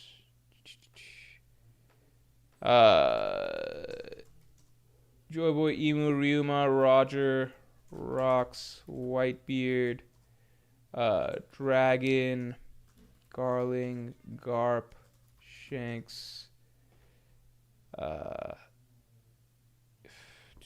Mihawk, Akainu, Sengoku, Rayleigh, Shamrock, Kaido, Big Mom, Warcury, Luffy, Shiki.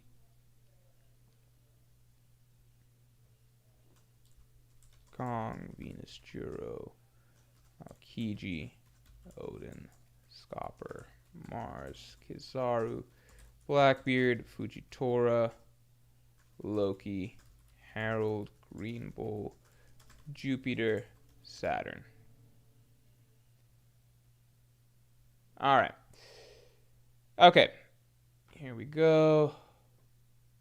All right. So here is basically what I got. Everybody take a look together. We see if I missed anything.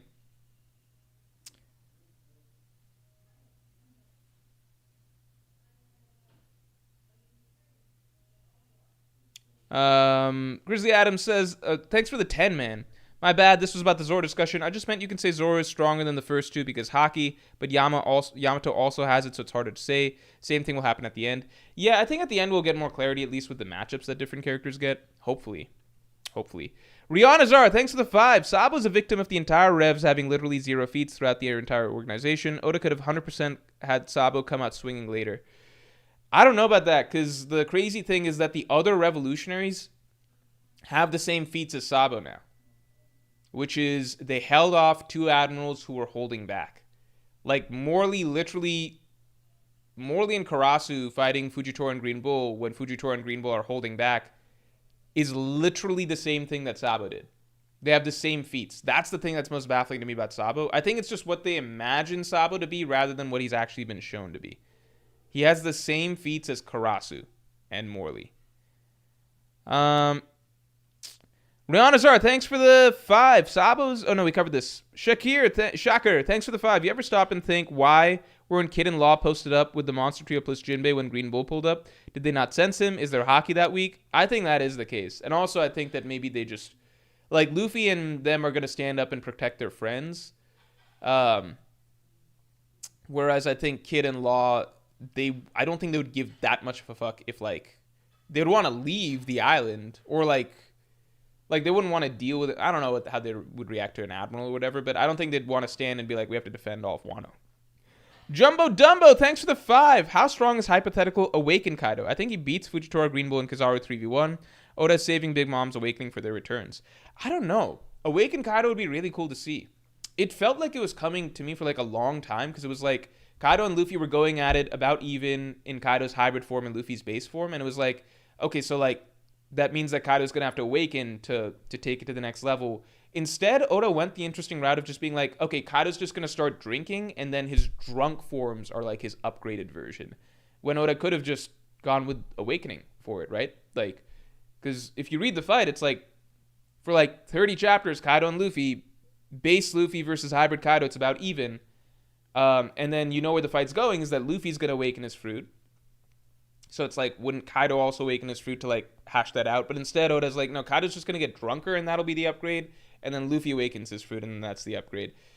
I thought that was weird because it's just like the awakening would be really fucking cool to see, but I don't know.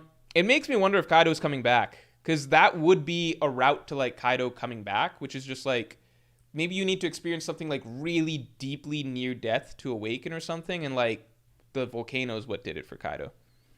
Jamie22, thanks for the tube. Put in Sabo so he can lose anyway. No, because again, normally I swear I would be willing to entertain stuff like this, but because this is round robin, every single additional character like adds a whole new, you gotta vote like 30x more times or whatever.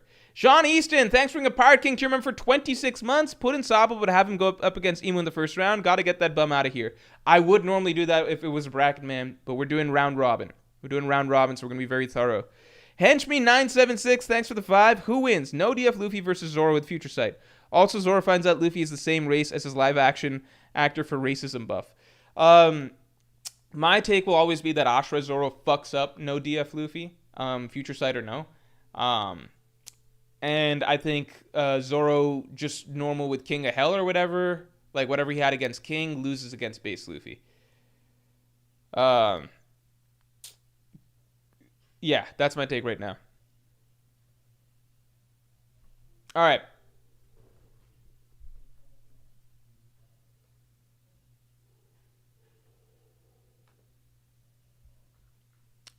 I think we're good. And then I hit rank. I think we're good. 96 comparisons. All right, let's go. Let's go. All right, Joyboy and Scopper. I think, so some I'm just going to say are standard, right? Like some I don't really have to do polls for, right? So we're going to try and keep some things simple. So I'm going to go Joyboy there. Harold and Loki. All right, here we go. Harold and Loki. Harold versus Loki. This is a crazy one because before I put the poll up, so canonically, we don't know the details, right? So if we go by what we heard, Loki fought Harold, Loki won. And this might have been an upgraded Harold, like a Dami reversing Harold, right? So that's based on what we heard. We also may not know the full story, so we don't know if that's actually how it played out. And then finally, we also know now that Harold scales close to Brock's level or something. So this is really, it's weird. It basically is like, it's like, do you actually believe that Loki took out Harold or not, right?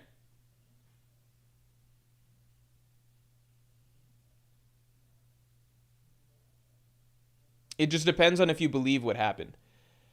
All right, so this is actually very interesting because this singular vote, the way Pub Meeple works, will have huge repercussions.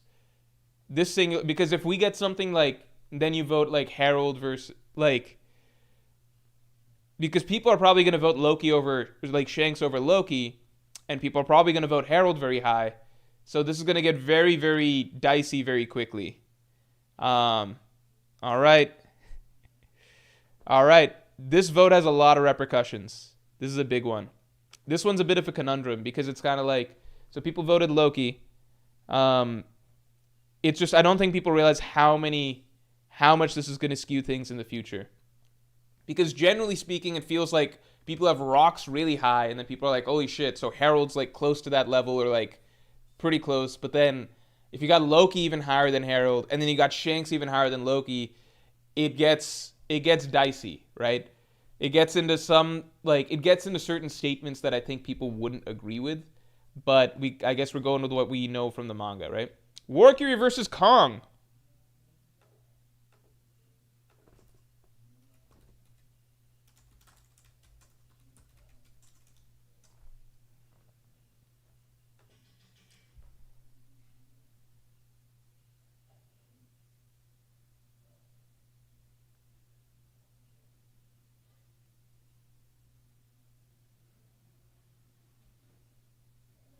Warcury over Kong.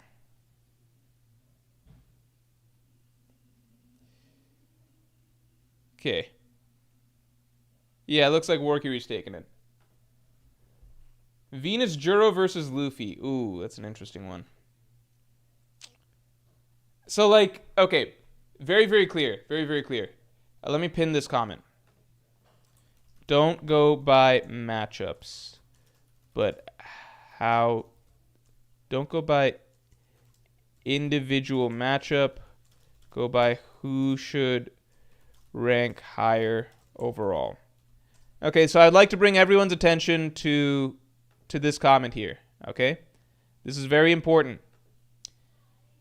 Don't go by individual matchups, right? So on paper right now, Luffy cannot hurt. I'm not trying to skew things for Luffy. I'm just trying to set a standard for the future, right? Because if I don't, then it's kind of like the regeneration just becomes too much of a... It just skews things too much, right? Like on paper, right now, it's possible Luffy doesn't know exactly how to defeat Venus Juro, or maybe he knows what Gaban was hinting at and is going to apply it. Go by how you think they would do against the field, right? So, like, not just against... Because, like, one character might just not know exactly how to deal with the other character. But who do you think would do against a broader spectrum of characters? Does that make sense? This is right now. This is current. Hopefully that makes sense. We can also go by ring out rules if that's preferable, because that's what I did last time. Because that was before we learned about Gorosei and God's Knight's weaknesses. So before I just said that, you know, we'll just base it off of ring out rules, right? Like Luffy couldn't put down Saturn permanently, but he could easily knock Saturn around and knock him out of a ring from what we saw, right? Yeah, it's not a 1v1, it's who should rank higher. Yeah. Who should rank higher? Yeah, I'm just going to make that the phrasing every single time.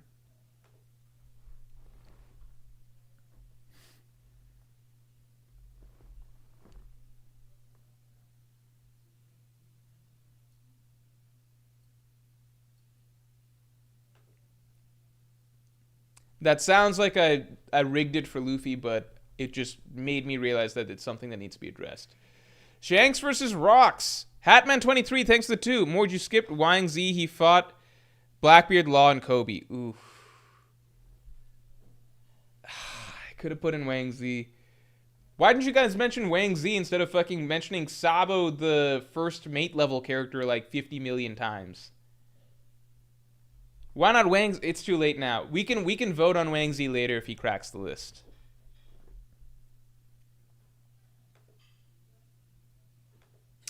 All right, and here comes in.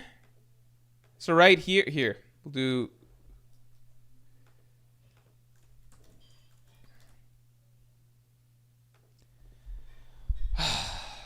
Let's get the streamlets up to 200 real quick.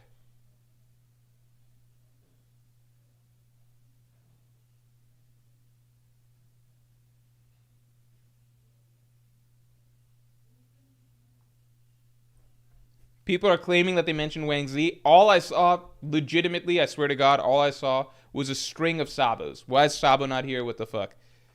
We'll vote on Wang Z at the end. Okay, so right here, we're about to observe the butterfly effect. Okay? In that Rocks above Shanks, everyone agrees, right? But because of the Loki Herald Shanks situation, things are going to get a little bit tricky over time. We'll observe this more as we go. Roger Fujitora, I think that's fair, right? I can just take Roger. No need to talk about it. Ryuma Akainu. And I miss supers. I'm catching up. Hold on.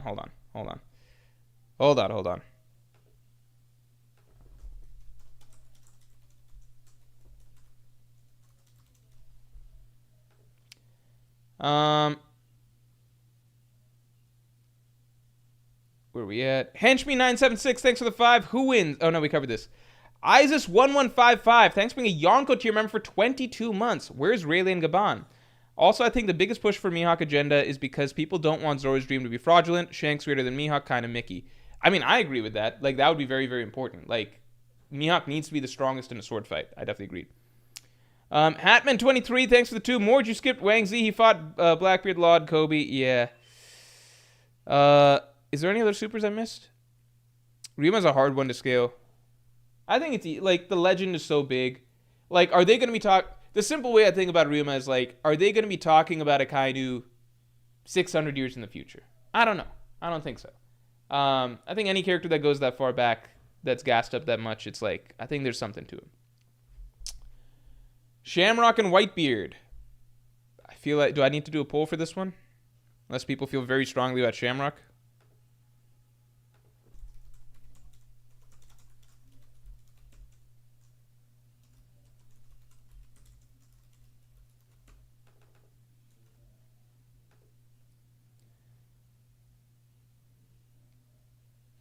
Let's get the stream likes up to 250 real quick.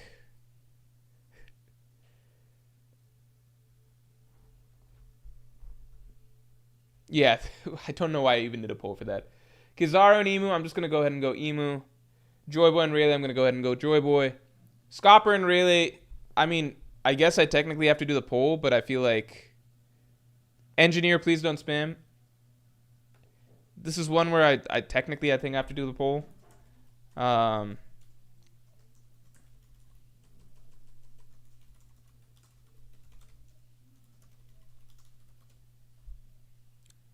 think the polls. I think it should be fairly straightforward, though.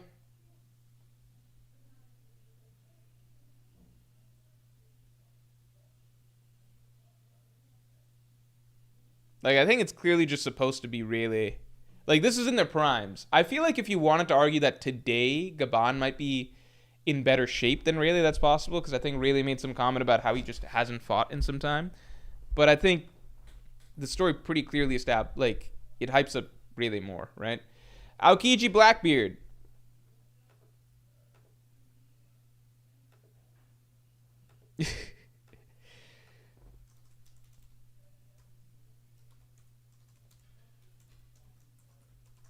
This is an interesting one.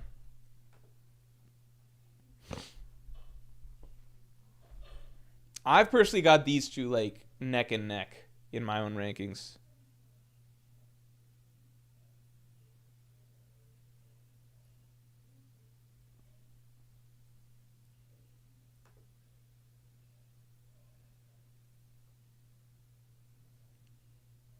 Damn, a lot of people go Blackbeard.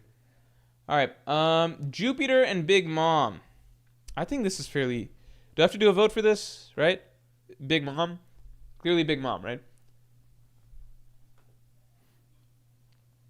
Sengoku versus Figarlin Garling. And keep in mind, this is Garling... my assumption is that... I'm going to clarify Gorosei version. My assumption is that Garling is in his prime now with Gorosei upgrades or whatever. But I'll just leave it to you guys to decide. I think I got Garling higher personally than Sengoku because I think Garling is going to be Emu's strongest subordinate. So just bigger. I think the role. I think he might be like Dragon's final matchup and stuff. Okay, so people have Garling. Damn, I used to think people really gas Sengoku a lot, but looks like it's pretty overwhelming here. Also, let's get the stream lights up to 250 real quick. Garp and Shiki. Might as well do a poll.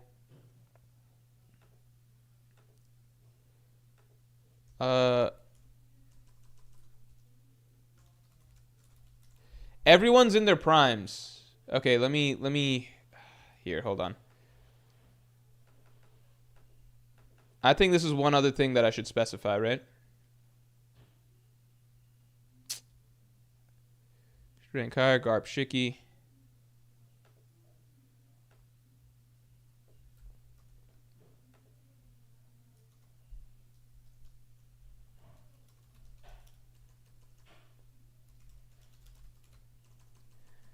Is in their prime.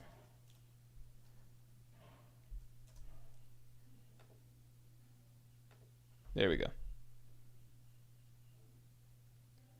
All right, easy stuff. Odin, Mihawk. I'll do the poll, but I know how it's gonna go. There's no.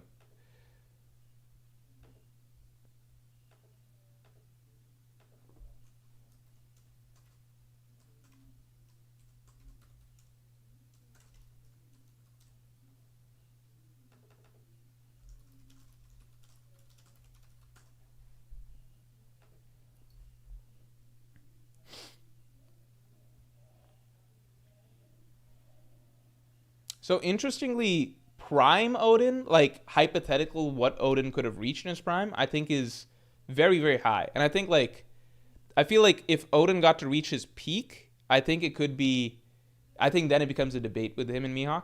Because what's interesting is that Odin and Kaido are the exact same age.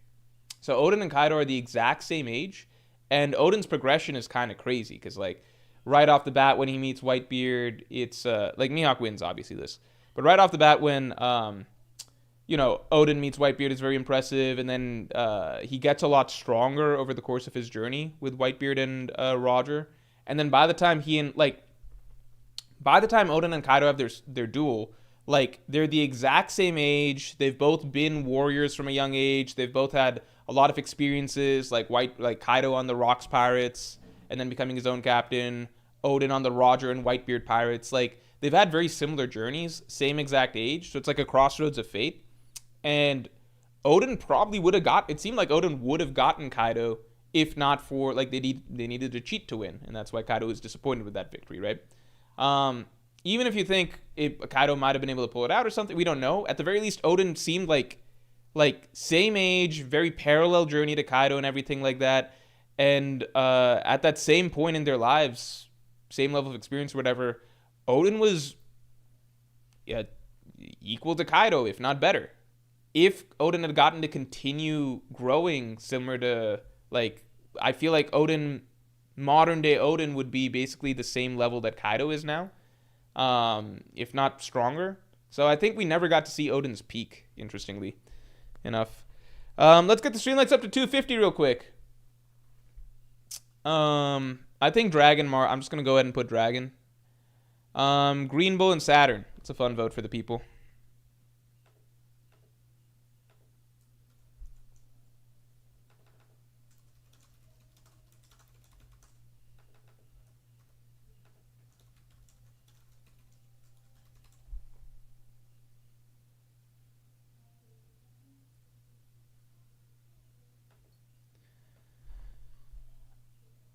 Dobby Greg, thanks for the 10. Ace spent his life being insecure and was happy to give his ambitions to live with Whitebeard. I don't see someone insecure and willing to fold becoming a top conqueror unless only genetics counts.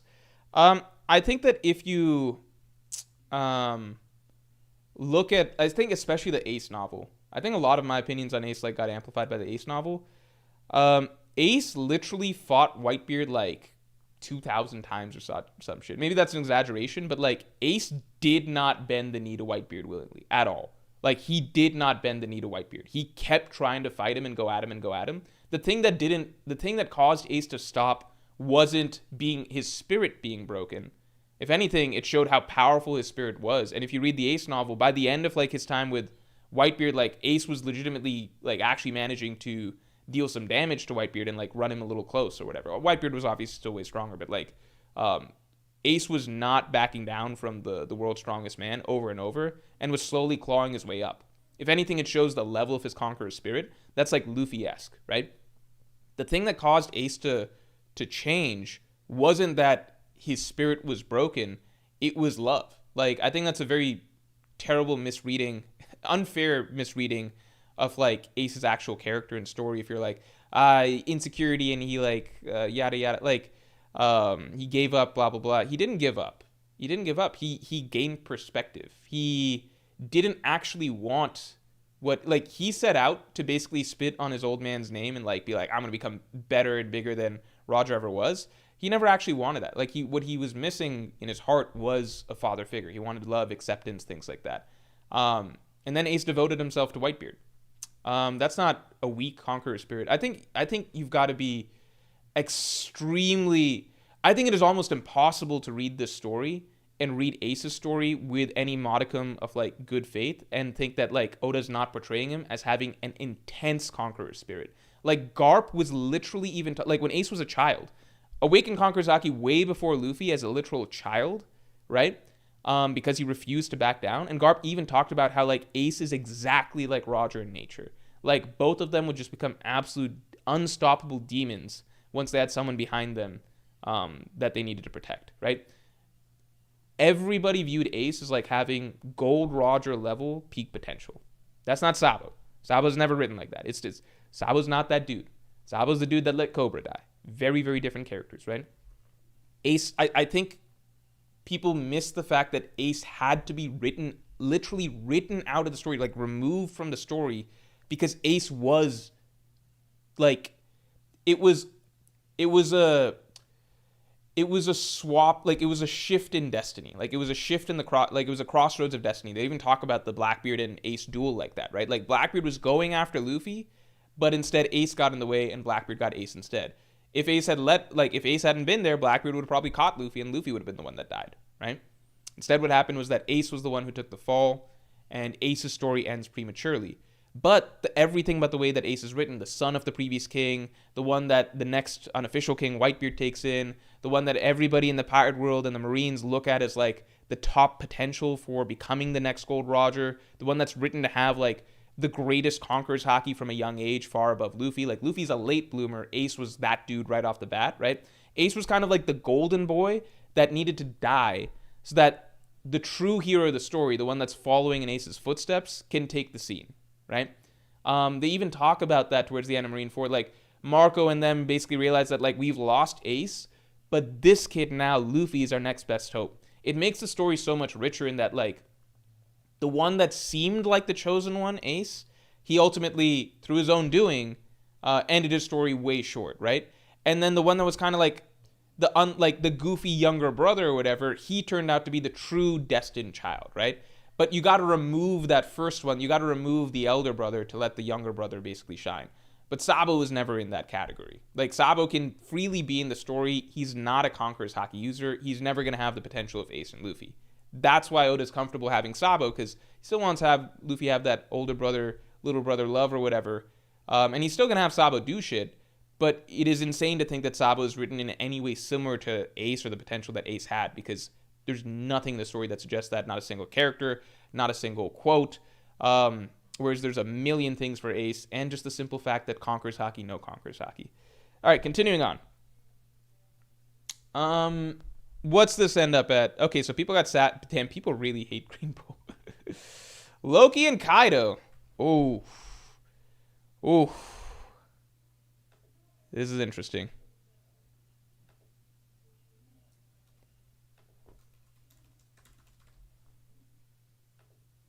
I think the simple fact that Oda allows Sabo to exist in the story is a testament to Sabo's weakness and lack of potential. Because if you're that dude, Oda's going to write you out. Like, if that makes sense.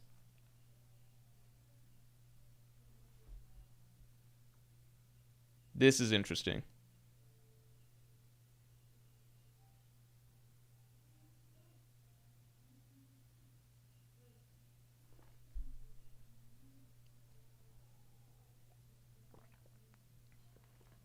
I'll give it 30 more seconds. I'll give it 10 more seconds.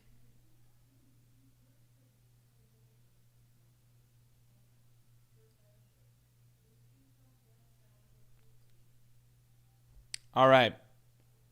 All right, we're going to call it here. Kaido takes it. I think that's fair at the moment because I need to see more established from Loki. If Loki, I personally think Harold is above. This is where it gets tricky because I personally think Harold is above Kaido. You guys have voted Loki above Harold, so you understand. You guys have now set up a chain, which is basically Kaido greater than Loki greater than the Harold, and that's essentially how this algorithm or whatever, not algorithm, but this thing basically has your ranking basically set as that, like Kaido greater than Loki than Harold. For me, it's tricky because I have Harold above Kaido, and then Loki, I need to wait to understand how the scenario actually went down between him fighting Harold. I need to get more context on that. I need more context on that. So I think at this moment in time, if it was a gun to my head, like who should rank higher, Loki or Kaido, I would still go Kaido just because so much more established about Kaido. But I definitely think the potential is there that Loki should be above Kaido. Hard to say.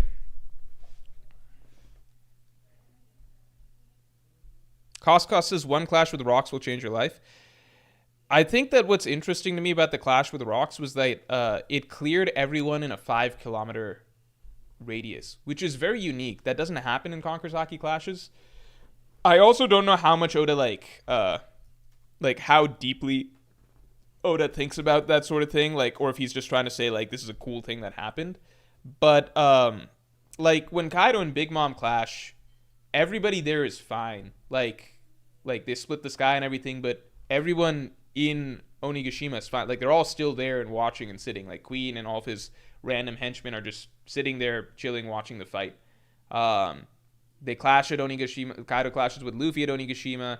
It's not like everyone down below, like all the fodder samurai, are like blown away or knocked out or anything, right? Shanks and Whitebeard, their clash didn't do that. Roger and Whitebeard, their clash didn't do that. So the Rocks and Herald clash is pretty unique. Um, might be a result of Harold's swordsmanship style being hammer swings and blowing things away. So it might be related to that. But it is pretty unique. Luffy, all right. Makes sense. Venus Jura and Warkiri.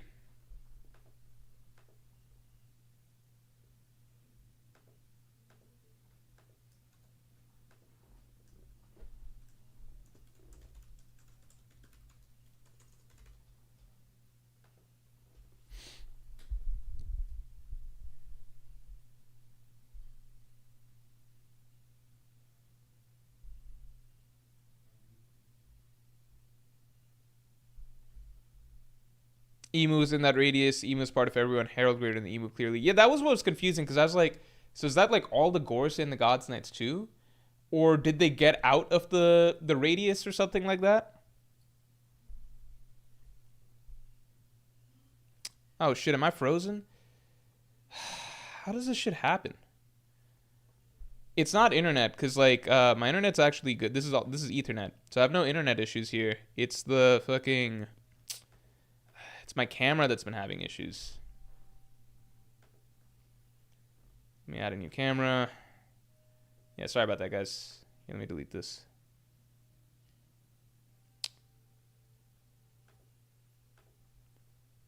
Oh wait, what the hell? Yeah, I'll delete this one. Yeah, the camera just has issues. It's just the way it is. People got Warkiri. Venus Juro and Kong.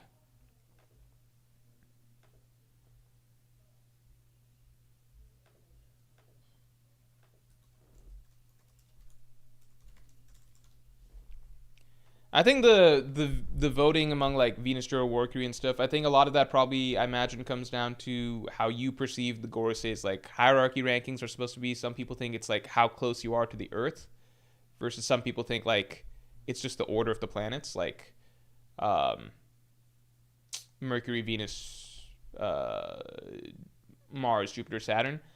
Based on showings and like just the fact that Warkiri tends to be the most highlighted of the Gorosei even before we got to Egghead, my inclination, like based on showings of all the Gorosei, my inclination is that it seems like the Gorosei that come later, like Jupiter and Saturn, are weaker, and then the Gorosei that come earlier, Warkiri, Venus, and Mars, are stronger, with Warkiri seemingly having the best feats.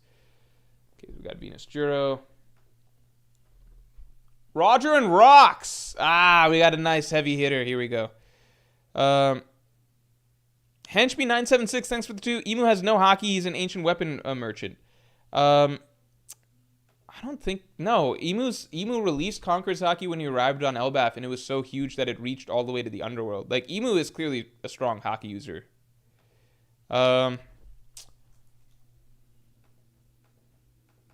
This is an interesting one. All right, everybody. Take a moment to think about it. Consider your answer. We're getting to the big boys here.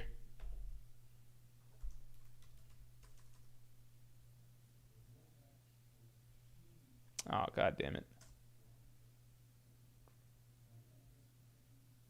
Sorry, 1 second.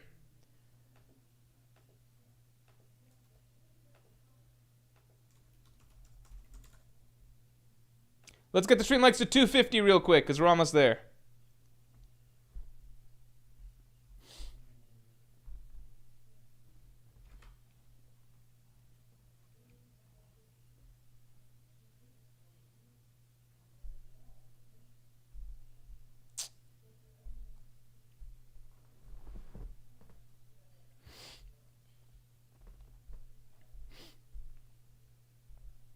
We're gonna give it 10 seconds. This is pretty tight.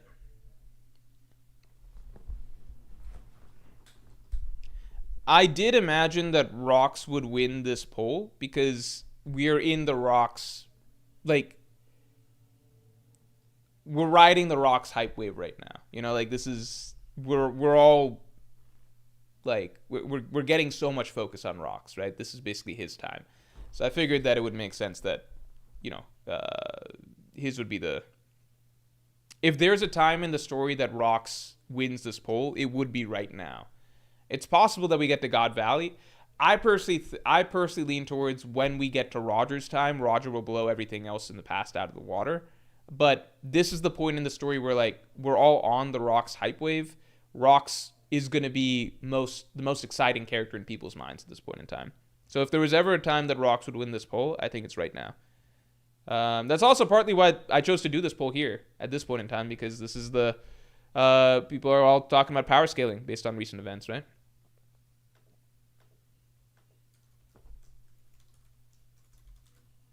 It's fun to do top 30s after we've gotten the power scale of One Piece shaken up a bit. Let's get the stream likes up to 300 real quick, because we're almost there.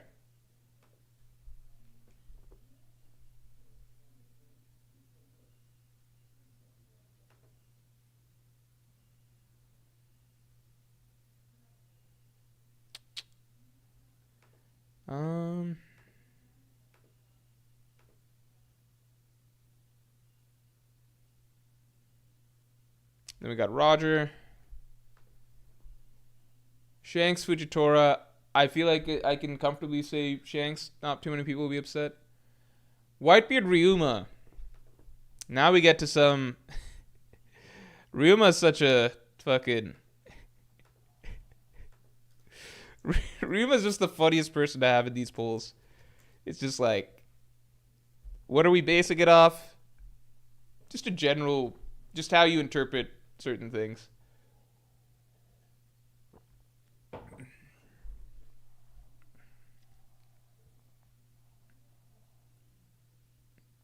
I'll say right now for me, I'm not biasing anything. It's genuinely down to 50-50. This is insane. I'm going to give this a solid 30 seconds. I guess I can say, I'll say this in the meantime. For me, I can view Ryuma's range. I view Ryuma's range as essentially being like, at lowest, I imagine him being one spot above Mihawk, and at highest, I imagine him being like top 3. So it's a very wide range. Whereas Whitebeard is more like a guaranteed dude, like he's guaranteed top 4 or 5 ever or something like that.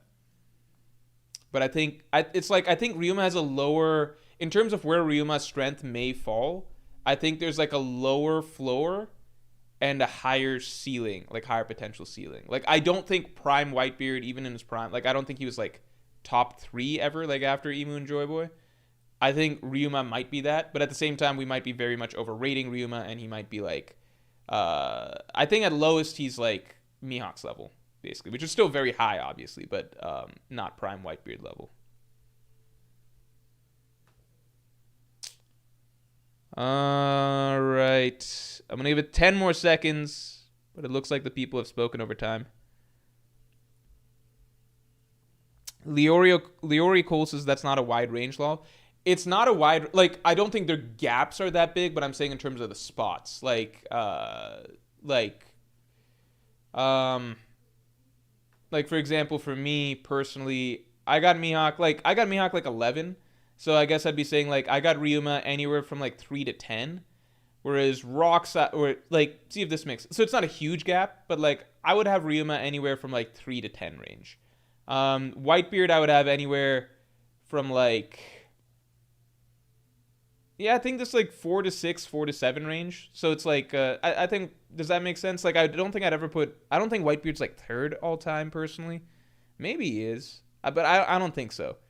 I think Whitebeard is somewhere in this range, like 4 to 7, if that makes sense. So it's not a crazy difference in terms of like floor and ceiling. I just think that maybe in my mind, Ryuma is either just like really that guy, or he's like probably just like a little bit stronger than Mihawk. I Whitebeard, we know he was really that guy, but I don't know if he's like Emu Joy Boy-esque, you know? All right, so it looks like we got Whitebeard taking this. That's a tight one. That's a controversial one. I think that's one that'll have ramifications down.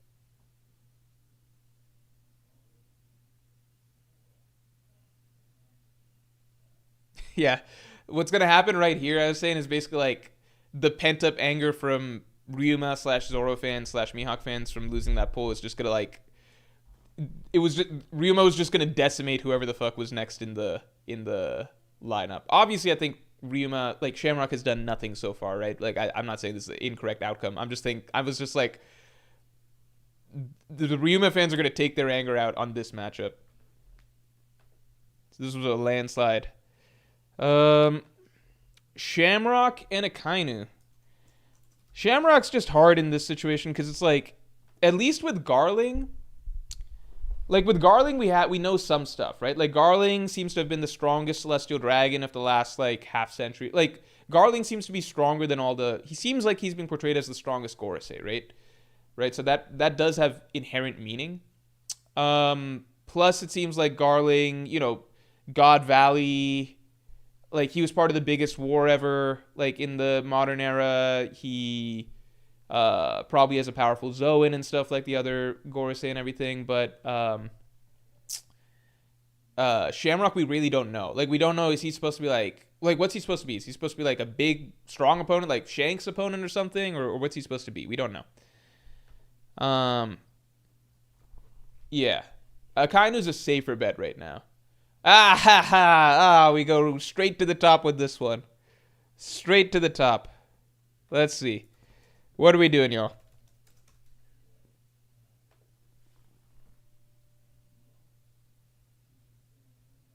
Shamrock feels like a weaker Shanks. Yeah, I think that's just the easy way to assume. It just doesn't feel like he would be stronger than Shanks, so it's like weaker than Shanks, and then weaker than Shanks can mean like a lot. Like how much weaker than Shanks,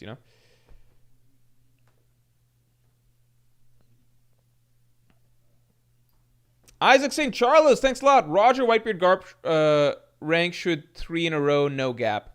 The thing is, I mean, you can say that, but then like now you got Rocks in the mix, right? So like, are you saying like for our list or like in general? Because like in general, I feel like Rocks could be below Roger or Whitebeard or something, or maybe even below Garp, but I don't think so. I don't know. It's hard. It's difficult. I could see our list lining up with Roger, Whitebeard, Garp all in a row. I think Harold's in the mix as in there too. Like I now put Harold in that same mix of like just the way that Rocks viewed him and talked about him. Like I think Rocks viewed him as basically the next strongest dude on the ocean besides him. Obviously Whitebeard wasn't at his prime yet, and Roger wasn't at his prime till, I'm sure Rocks' opinion might change after God Valley, but we got the good guy winning. I agree with that. Poor Rayleigh. Rayleigh Kizaru. So rematch, but, well, yeah, essentially, but now they're in their primes. I think this one's pretty cut and dry, because it's just like, dude, if it's prime, really? But I never know, because like I know that people have opinions on to me this is just like one of the most cut and dry ones, because it's like if Kizaru's winning this in Rayleigh's prime, then Kizaru should have dealt with Rayleigh way, way, way easier when he's like 80 years old. Like that shouldn't have been a challenge. Scopper Kizaru. Interesting.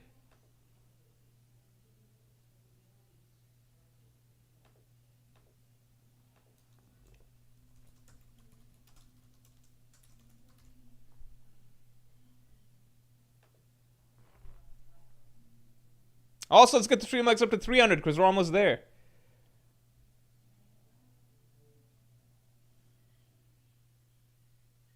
Okay, I like that. That feels consistent. Because to me, it's just like, I could have imagined some people voting Rayleigh above Kizaru above Scopper, but I feel like Scopper should be damn close with Rayleigh. Big Mom and Blackbeard.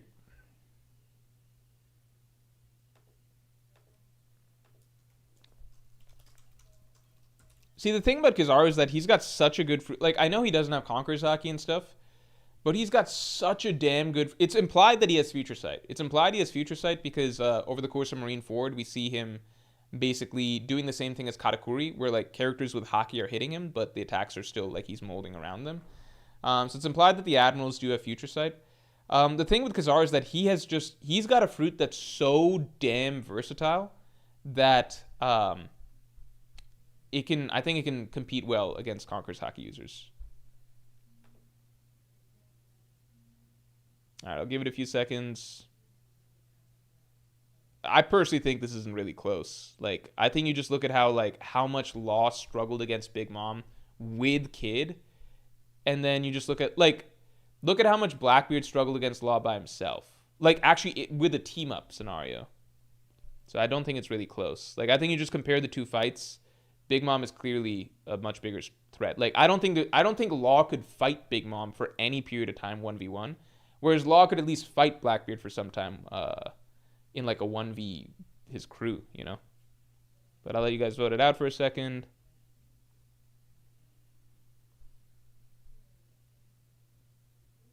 It's close. I gotta leave it. I gotta lie.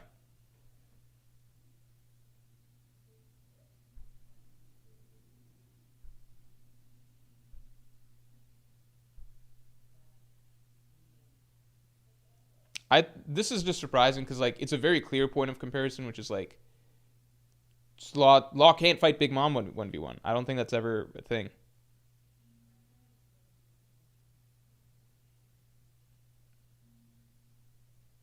Like, think about it this way. Big Mom fought Kaido equally for I know Law ultimately got off screen, but he dealt damage. Big Mom fought Kaido equally for days. I don't think Blackbeard can do that. The vote's now very tight though. I guess I just gotta leave it for a second. Big Mom's eking out in front again.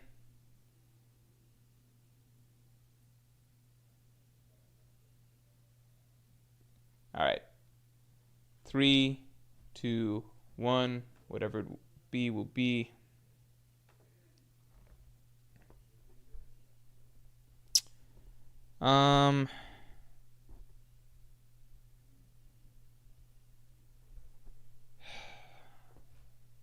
Jupiter Blackbeard, that should be, I don't know. Yeah, that was really close. I know that was probably one that I biased the most with my thoughts and answers, but I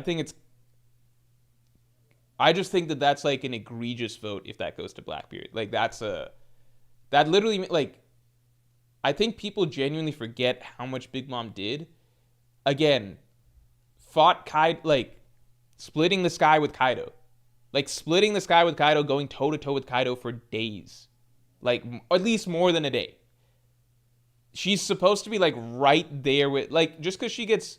It's funny because like the one thing that you can say about Big Mom is that she gets like has a lot of like random bad moments and bad showings where like Oda likes to clown on her. But the funny thing is that with with Blackbeard, that's also the case with him. If anything, more so. So Blackbeard's like the one character that the knock against Big Mom also applies to an even greater degree. So then you're just looking at like their higher end, like what do they do? And like Big Mom in a straight fight is basically Kaido level. Blackbeard's not like, I guarantee if I did a poll right now for Blackbeard and Kaido, it'd be like 90-10 Blackbeard or Kaido, right? So I think it's just kind of weird. Like I think that's just Big Mom, like anti-Big Mom bias going too far. Because it's like, you can make jokes about stuff with like Big Mom, but like Blackbeard and Van Augur got fucking taken by surprise by fucking Beppo. Like, the same weakness that Big Mom kind of has, which is just random shit happening and Oda being okay with her taking some like, huh, that really happened to you sort of moments.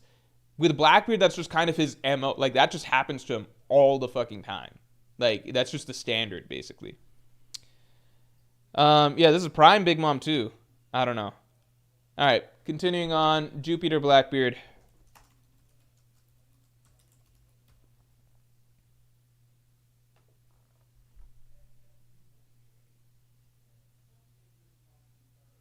Wrench Dodger says, and the difference is Blackbeard always wins.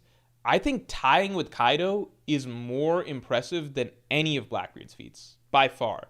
Like if anything, Blackbeard and Big Mom losing but not really losing the Kid and Law in a team up versus Blackbeard and his entire crew basically jumping Law and still Blackbeard like having some difficulty. I think it's clear that Big Mom is like, I just don't even know how you would argue Blackbeard over Big Mom. Blackbeard over Jupiter though, yeah, we that makes sense. Aokiji Jupiter.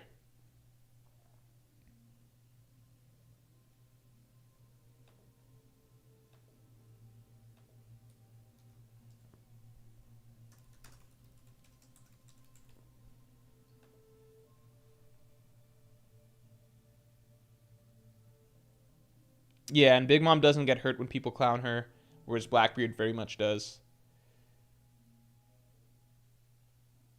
All right, people got Aokiji.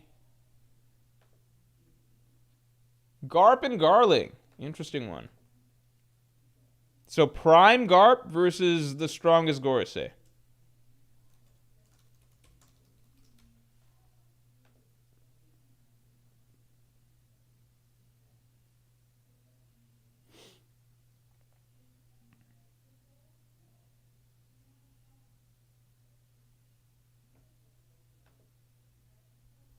All right, we got Garp. Shiki and Garling.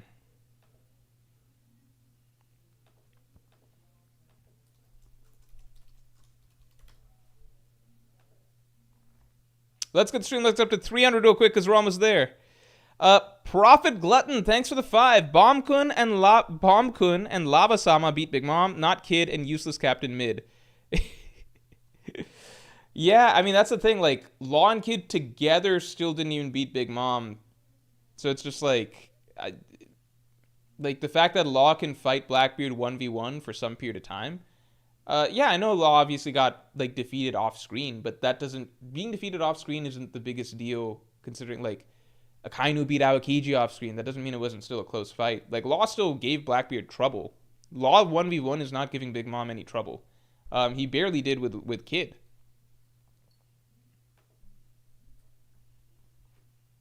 All right, we got Garling. Sengoku versus Shiki. Tom, thanks for the 2. After stream, I'll DM you the ship list to check. Yeah, thanks, man. I really appreciate you working on that. Seriously. Everyone shouts to Tom for taking the time to help out the stream by helping me prepare tier list templates in advance and everything. We got a fun tier list coming on next Monday. Yeah, let's do this. Shiki and Sengoku. Keenan says 2 frauds. I wonder if we'll get more Shiki feats over the course of this.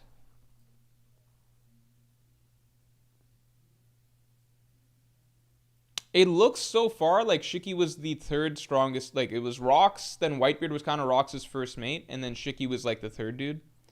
We have not yet gotten to see Big Mom. I wonder when Big Mom joins or if Big Mom's already joined. Oda couldn't have Big Mom join when they're at Elbaf because otherwise it would be 2. Oh, we got a dicey one. Oh, wait, shit. What did I do? Who did I pick? Sengoku, right? Sengoku. I'm sorry if I picked Shiki. I don't know who I picked on accident. All right, here we go. Yeah, he couldn't have Big Mom on the crew at the time of Elbaf. It would cause too much. Harold might have killed her. Who knows? Harold versus Big Mom. I got Harold. This is a dicey one. All right, everybody strap in. Dobby Greg, thanks for the 5. I don't think Ace being pushed by others to be king would be as effective as other kings chasing it for themselves. He was happiest away from the race. Okay, I think that's an interesting argument. But at the same time, like, Whitebeard never became... All you need is drive and, like, the will to win fights, if that makes sense. So, for example, Whitebeard never had, like, that tippy-top ambition to become king of anything, but he cared enough about what he wanted to do, which was like protect his family, create a family, and so he became the strongest. Ace's will became, I want to make Whitebeard the king, and he would likely have continued to continue getting stronger in that direction the same way. Like, it's not so much what your dream or ambition specifically is, it's just how strong is your core will to do what you want. And Ace was very committed to making Whitebeard the king.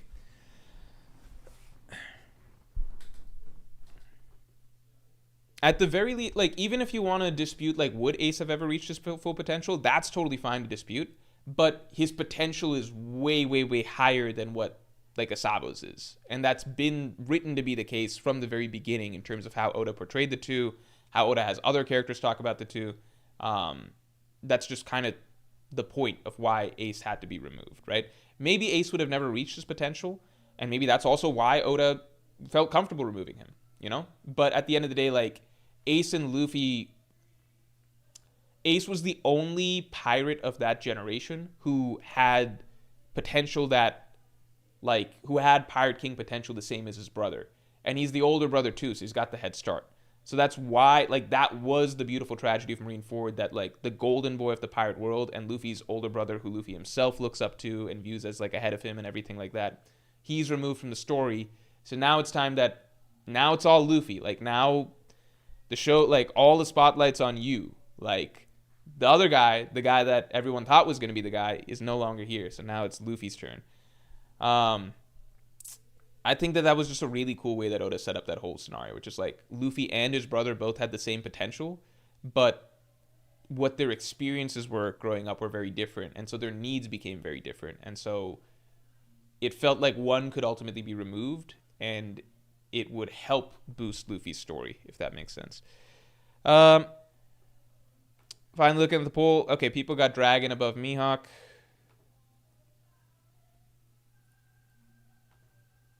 I thought that would be a lot tighter. I'll do the poll for this, but we know what it's going to be.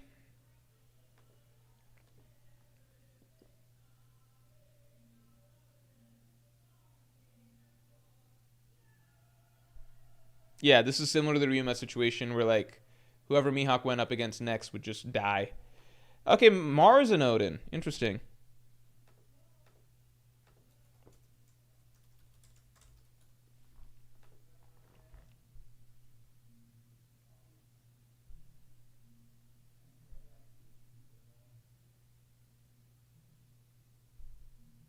Yeah, I also got Odin. Let it run for a second, but yeah, looks like we're going Odin. Kaido and Saturn, not even gonna bother. Loki and Saturn, I'm not gonna bother, right? Like, we got Loki, right? People had Loki above Herald, I remember. Herald and Saturn, I'm not gonna bother, right? Like, we got Herald, right? Okay, Rocks and Luffy. I mean, there's not a point, right? Like, we all have Rocks above Luffy right now, right? I'm just trying to move things along a little bit. If anyone's very opposed to that, Roger and Luffy, right? Like, we got Roger above Luffy at the moment, right? Shanks and Luffy. Here, we can do this poll. People are saying Saturn.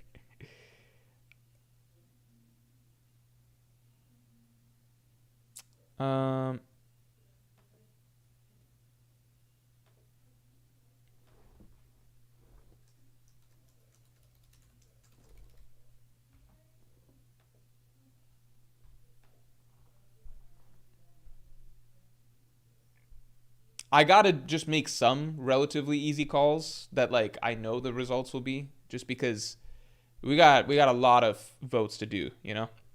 All right.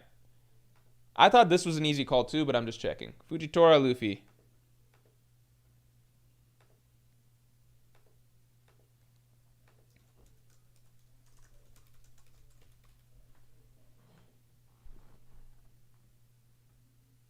Also, let's get the stream likes up to 350 real quick, because we're almost there. Oh my god. Why'd I even do this poll? Only 4% of people voted Fujitora. Oh my god, I think that might be the most lopsided one I've ever done. I didn't realize that, because I still thought that there was a faction of people who felt like Luffy can't beat certain admirals. Um, God damn. I feel embarrassed for having done that poll.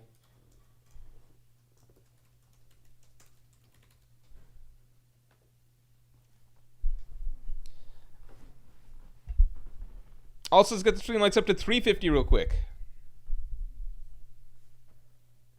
Okay, Warkiri Stomp.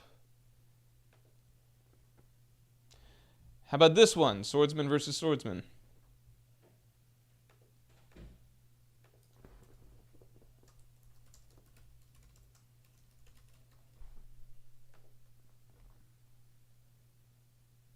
Those 6% misclicked. I feel like there's some percentage of people who just want to cause trouble. Yeah, I also got Venus Jiro. Kong and Fujitora.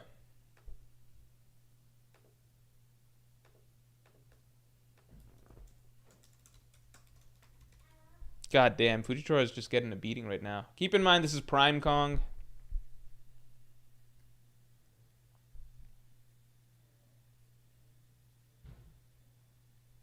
Yeah, I personally lean towards Kong because he was Fleet Admiral. From what we've seen, Fleet Admiral is somewhat based on strength. Like, it's not just strength. Part of it is, like, who they think is going to make good decisions and stuff. But they're never going to promote, like, the weakest Admiral to Fleet Admiral. It's from, at least from what we've seen. And then on top of that, it's just, like, he was Fleet Admiral in the strongest pirate era.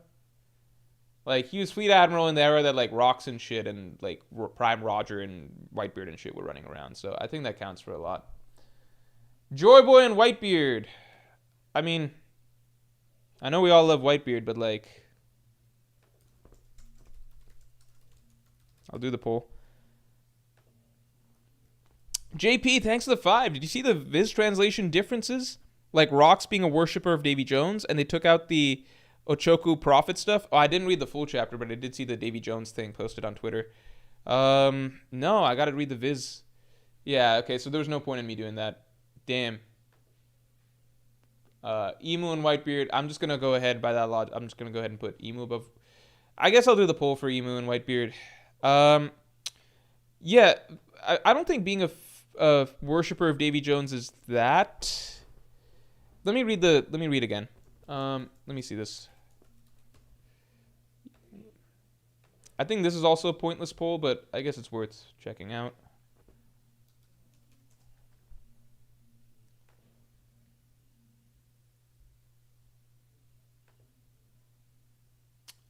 Rayleigh and Whitebeard. I mean, people are just gonna go Whitebeard, right? Rayleigh and Ryuma. Should I just pick Ryuma?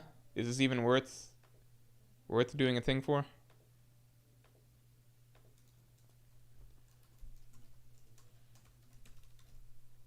There might be some hardcore Ryuma doubters in there, so I'll do the poll for them. Let me find this Viz One Piece.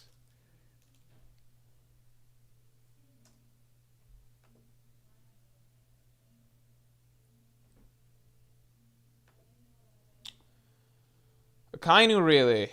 Oh, I like that one.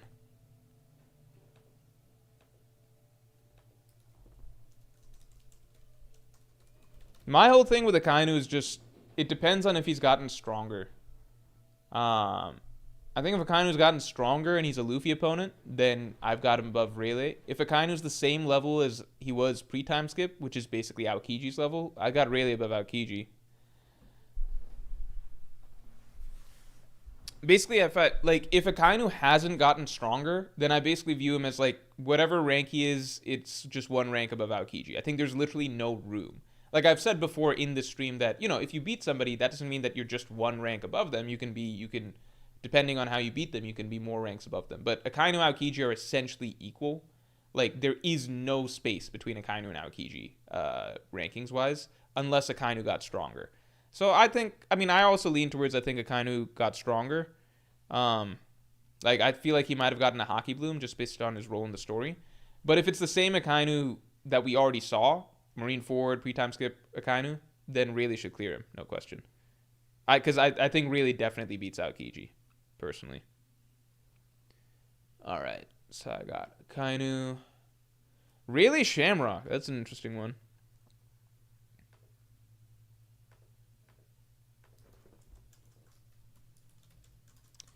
Again, this one just depends a lot on.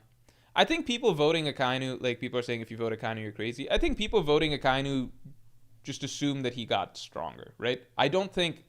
If you don't think he got stronger, then I think a lot of Akainu opinions don't make sense. But if you think he got stronger, then I think a lot of opinions have the doors open to a lot of possibilities.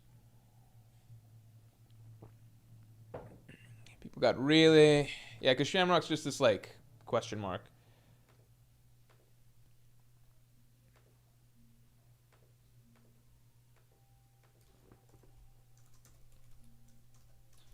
I think one of the things that Shamrock did that I just don't know about, like, that make me question slightly. Well, I'm not going to say anything. I'll wait till after. Okay, so he said that he was a worshiper of Davy Jones. Yeah, so I wonder if that's interesting because it indicates Davy Jones could be a deity. And if it's a deity, then it opens up the possibility for a certain fruit. Scopper Gabon. All right, I'll give it 10 seconds, but I'm trying to move it along so we get some more votes done. All right, looks like Scopper's taking it. Kizaru Shamrock. Interesting. Yeah, this one comes down to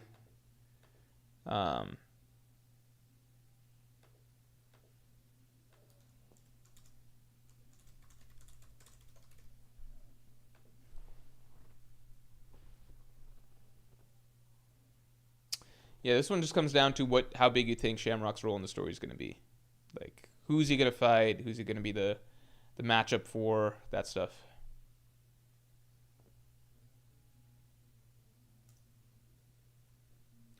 Okay, 5 seconds. And we're going Shamrock. Prime Garp, Prime Big Mom.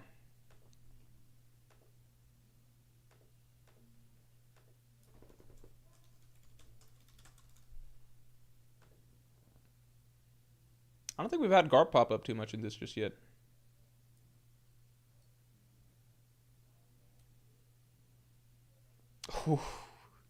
I don't think the gap in strength is that big, but I think that the way people, like, I think the confidence level people have between who's stronger between these two characters, it looks like, is very high. Garling, Big Mom.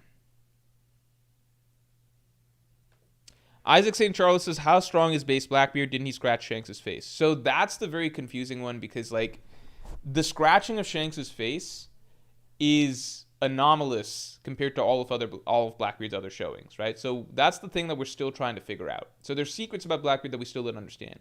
So if you believe, like, for example, like some people believe that Blackbeard actually has, like, the soul of rocks hidden inside of him that can come out, then Blackbeard's scaling might be totally different. Then it's like maybe he's like already fucking like top 3 or something, strongest ever.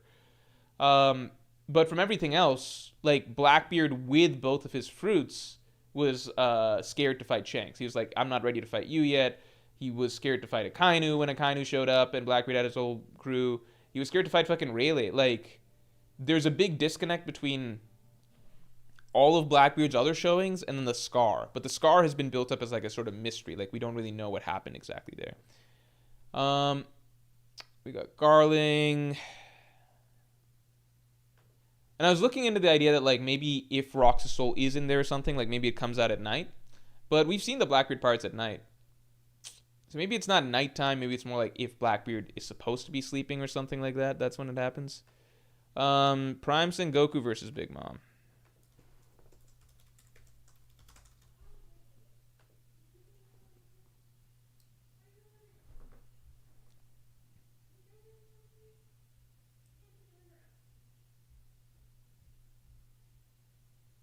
Ooh, this is a good one. I'll give this like 15 seconds.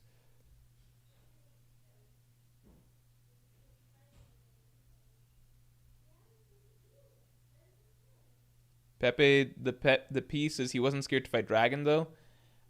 When Dragon didn't have any of his commanders, like, and Blackbeard had his full empire, he was fine bringing, like, this was when Blackbeard was like an established emperor, and Blackbeard didn't have any of his revolutionary commanders. Like, Blackbeard was just at the base, basically solo. I think he had Sabo, and that's it. But Blackbeard didn't call the revolutionaries together till like well after that incident, like post Whole Cake Island. That's also why Blackbeard. I'm gonna keep letting this go. I'll let you guys decide. Like I won't even give input on this one. That's why Dragon's never like even like a emperor type figure, even like remotely, because he doesn't actually have an empire or real base in the New World like the other emperors do. Like, like Kaido is all of Wano, that's his territory. Big Mom is Whole Cake, that's her territory. Blackbeard is Hachinosu, that's his territory. Luffy's always traveling around at the very least with like all of the Straw Hats and his top fighters and everything. Blackbeard's fighters are all throughout the world. Or sorry, Dragon's fighters are all throughout the world. So Dragon's just sitting there by himself at Baltigo. All right, I'm gonna give it 5 seconds, and it looks like we're taking Sengoku. That's cool. That's pretty tight. I don't think that's I think that's. I think it's tricky. I think that's a tricky one. I think that's a tricky call. Um, I lean towards Big Mom personally, because my take is just that Big Mom I think is portrayed as stronger today than Sengoku, and I think Sengoku. Well, no, I mean Sengoku's older though. Yeah, I don't know. I think that I kind of just have Big Mom. I think Big Mom is just supposed to be like right there next to Kaido. I think that's how all of her portrayal and Kaido's portrayal has been. Like they're kind of like a pretty much a duo. Kaido's stronger, but like not by much. So I don't know if there's room in there for Sengoku between them. But and I could see it. Shiki and Blackbeard.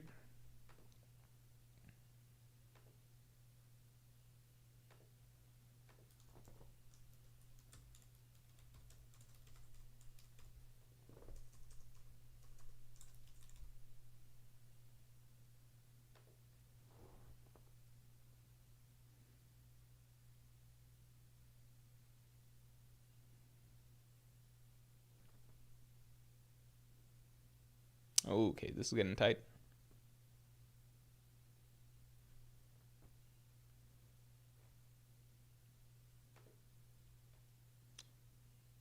Oh, hold on, let me check one thing.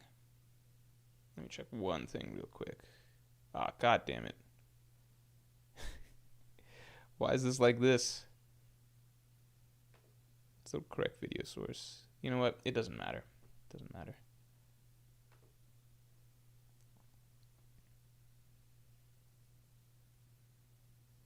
Hold on, hold on.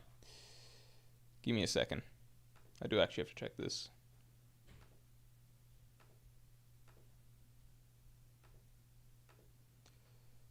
Make this bigger. Right. Okay. Yeah, all good. All right.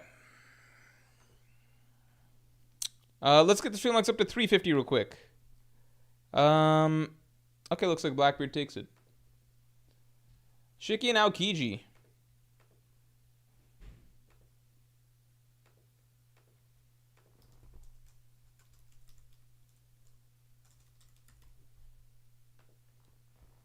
This one's tough.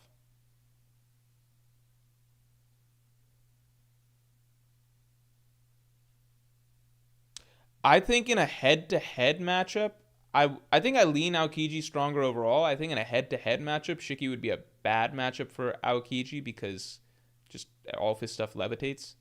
But I think Aokiji going 10 days with a Kainu. I mean, Shiki, Garp, and Sengoku. I don't know. It's tricky.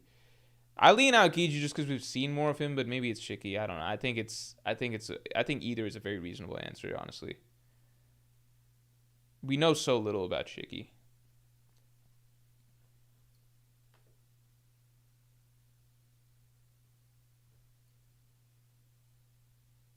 All right, we're gonna go Aokiji with this. Jupiter and Shiki.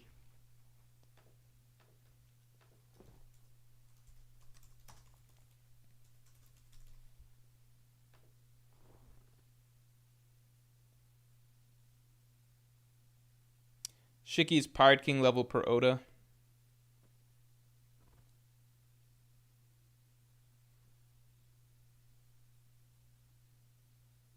I don't know about that. Shiki and Jupiter. Yeah, I think Jupiter was kind of a bum compared to the other. I think Mars, like, my Gorosei ranking, excluding Garling, was, I think it was Mercury, Venus, Mars, Jupiter, Saturn, I think just in order, like straight planetary order. And I think Mars is where they stop being bums. I think Jupiter, it's still bum territory, and Saturn is just like absolute bum.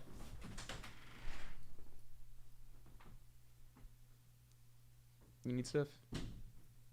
Hold on. Hold on, baby. What do you need? Oh, hold on. How about I get that? Let me get that. It'll be a pain to get out. I got it. All right, guys, give me a second. Give me 1 second. I'll be right back.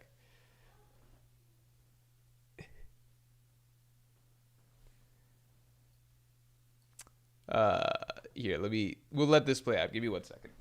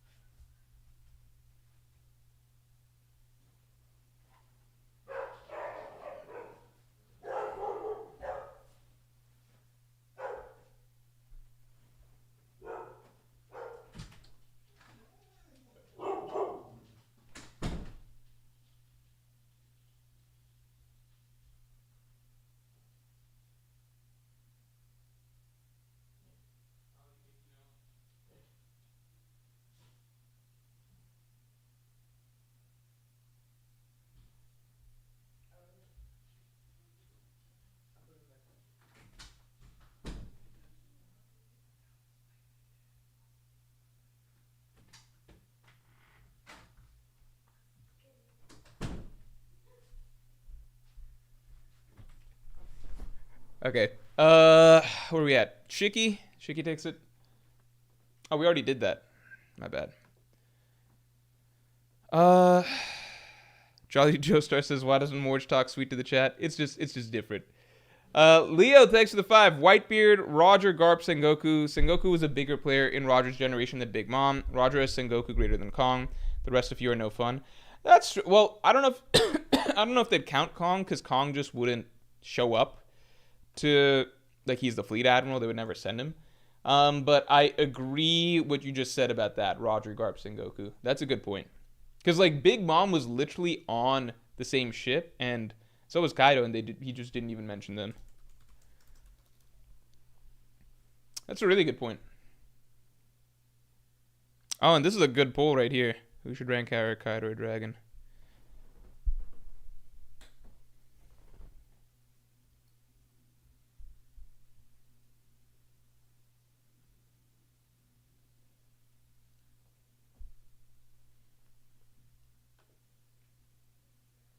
Damn. I didn't expect that much of a landslide. I thought that was going to be tight. I think it's partly because I talk down on Kaido a lot. And then you guys view my stuff quite a bit. I feel like that would be a tight pull for a lot of other people. But I might be wrong.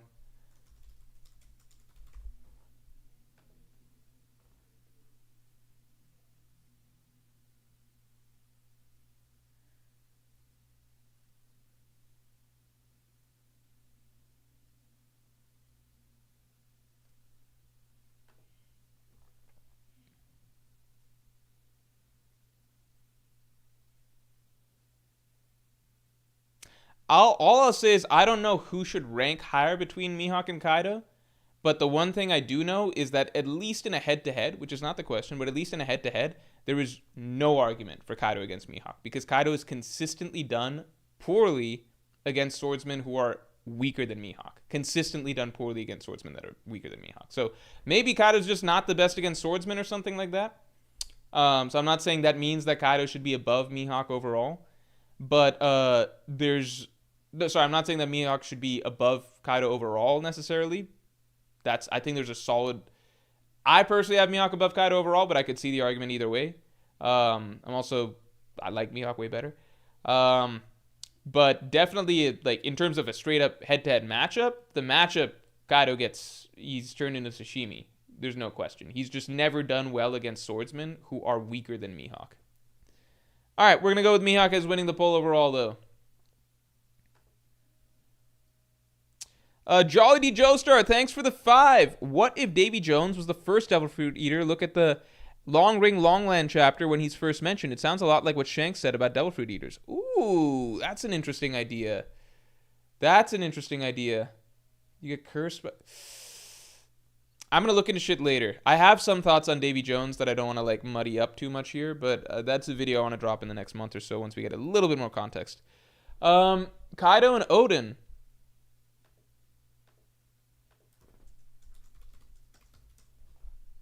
I think most people assume that Kaido got stronger post the Odin fight. Let's get the stream likes up to 350 real quick. Jolly D. Joestar, thanks for the 5. No, we covered that. James Walters, thanks for the 5. Yo, Morge, did you hear after season 2 of Netflix, they're doing a theater movie directed by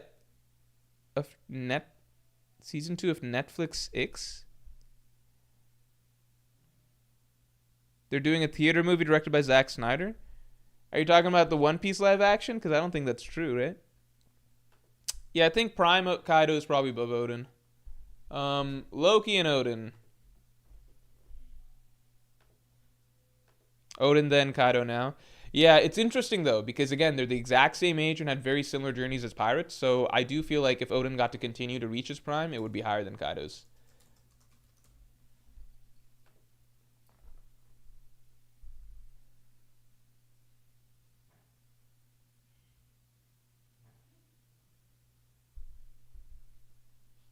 Yeah.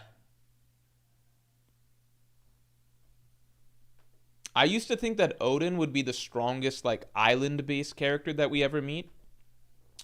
But now it's tricky. Harold Odin, I feel like, is there a point to do in the poll? Or it's not even tricky. Now it's clearly the Elbaf Giant. Like, Oda was right to hype up the Elbaf Giants the whole time, because that is the only island that actually has Yonko plus level characters, like Harold, Loki, stuff like that. Turns out the islands that Oda did hype live up to the hype. Saturn and Odin.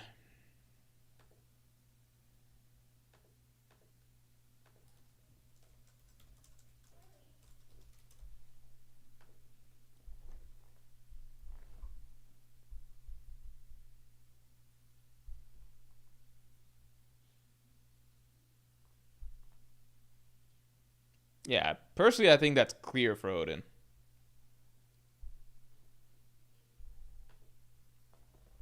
Saturn and Mars. I mean, I think people have a right. Like, wouldn't it just be Mars? Yeah, Odin probably couldn't kill Saturn, but is probably stronger. For all we know, Odin might know the type of hockey that deals, the lasting damage to the Gorosei and everything, because he did do that Scar. I don't know. We don't know the details around that just yet. He did Scar Kaido. Joy Boy and Rocks. I think people got Joy Boy, right? So I'm just gonna go ahead and. I mean, I can do the poll, but just do it to confirm what I believe everybody believes.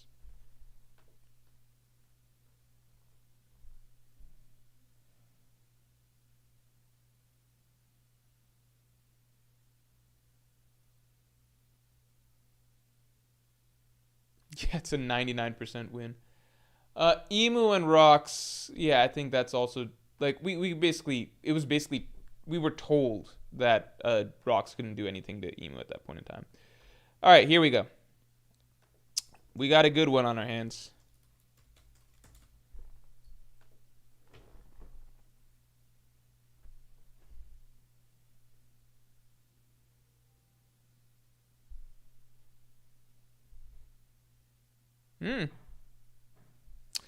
This is interesting. Because, like, the Rocks Roger poll was, I remember, very tight. It was like, Rocks won like 55 or 60%. But people feel a lot more confident about Rocks Whitebeard. I figure, like, seeing the two of them on the same ship and Rocks being in charge probably sways opinion quite a bit, even if we know that logically Whitebeard and Roger should scale to each other. Speaking of which,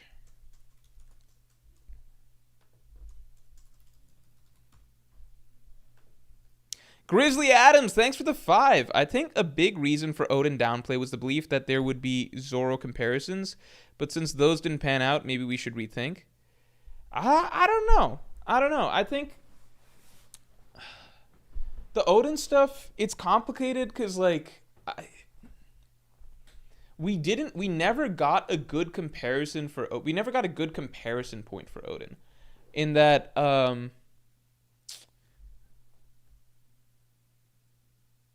we never got to see, like, like, he impressed Whitebeard off the bat, but then we knew that, okay, he's not as strong as Whitebeard, and then it's confirmed that he's not as strong as Roger, you know, because of the Divine Departure. But then we're told he also got a lot stronger after that, so we're like, okay, well, how strong did he get? We never really get that. And then we see him fight Kaido, and he basically seemed like he could have defeated Kaido, which was very impressive, because, like, Kaido ranks so high in the world today, and, like, he was, at the time of Wano, he's considered basically, like, arguably the strongest, right?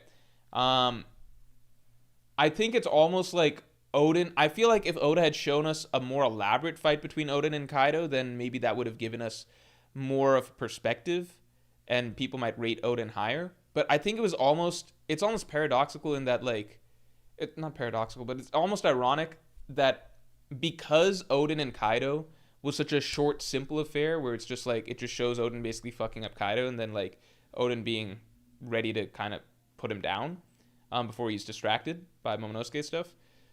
Because it was so quick, it almost feels like, okay, well, Kaido must have just been way, way, way weaker back then. I think that's kind of the default assumption, because we see Kaido in the modern day and he's, like, such a, like, challenge for all of our protagonists for, like, this entire storyline, that just seeing him quickly go down in the past to Odin, and we also don't have the only points of reference for Odin before that are that we know that he's below Roger and Whitebeard. So then it's kind of just like, it's almost funny in that, like, Odin seemingly took down Kaido in a manner that basically was so straightforward that the default assumption people go to is like, well, Kaido couldn't have been anywhere close to where he is today. Or even if people think Kaido is close to where he is today, they might be like, well, maybe he's, like, a solid admiral level or something, and therefore Odin's admiral level. But, like, there's a possible argument that Odin is in his prime was Yonko level as well or something. We don't actually know how big the gap was between Kaido back then to Kaido now, because Kaido wasn't that young. Like, he wasn't that young. I think it's like retroactively people just want to assume that Kaido wasn't that close to his prime, because it's easier to make that assumption because it feels more congruent with, like, how badass we see Kaido against all of our other protagonists, if that makes sense.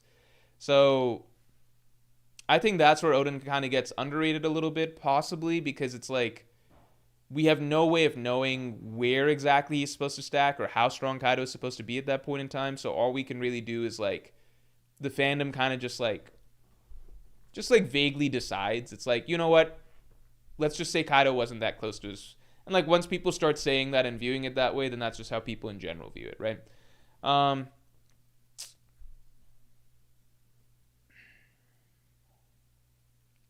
Whoa! JWP, thanks for the 10. Oh my god, and thanks for the 20 gifted memberships. Holy shit. Time out. Everybody in chat say thank you to JWP. Everybody, I want to see some big thanks to JWP. And a big congratulations from everyone to JWP, because he's saying, Morgeman, I've been lacking in attendance for recent streams because I got promoted to manager of my own new store. Salary doubled for real. Won't always be here, but love the content. No problem whatsoever, JWP. Congratulations, man. You already always give back so much to the streams. So we all obviously really appreciate you here. But seriously, congrats on the promotion, man. Double the salary. That's got to feel really, really fucking good. And yeah, we all appreciate it. Everybody W's in the chat for JWP because he's always coming through and dropping memberships for us. So yeah, just good to hear some good news, great news on your end, man. So congratulations.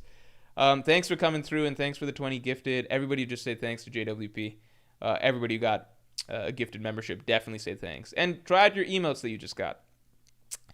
Congrats, man. Thanks for coming through. Isaac St. Charles, thanks a lot. Theory, Emu doesn't have a real body.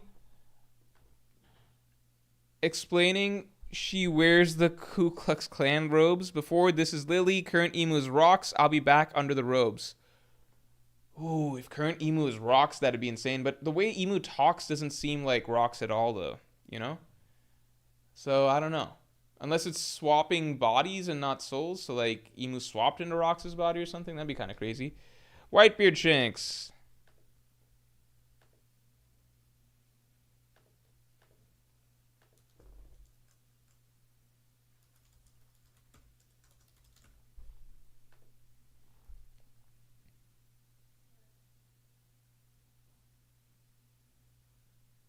We're going to try and move a little bit faster through these polls because I do need to eat dinner. Okay, looks like Whitebeard's taking it. Yep. Ryuma Shanks.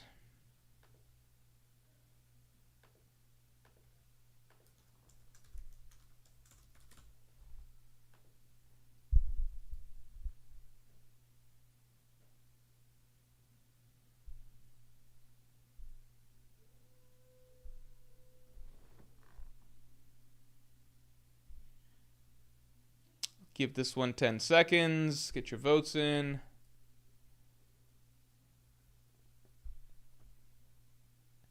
And looking like we're going with Ryuma. Kainu Shanks.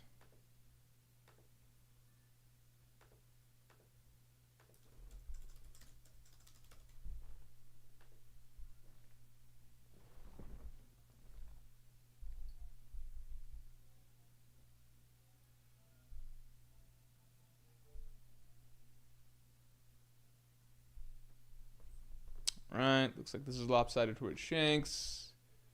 Akainu Luffy. That's a fun one.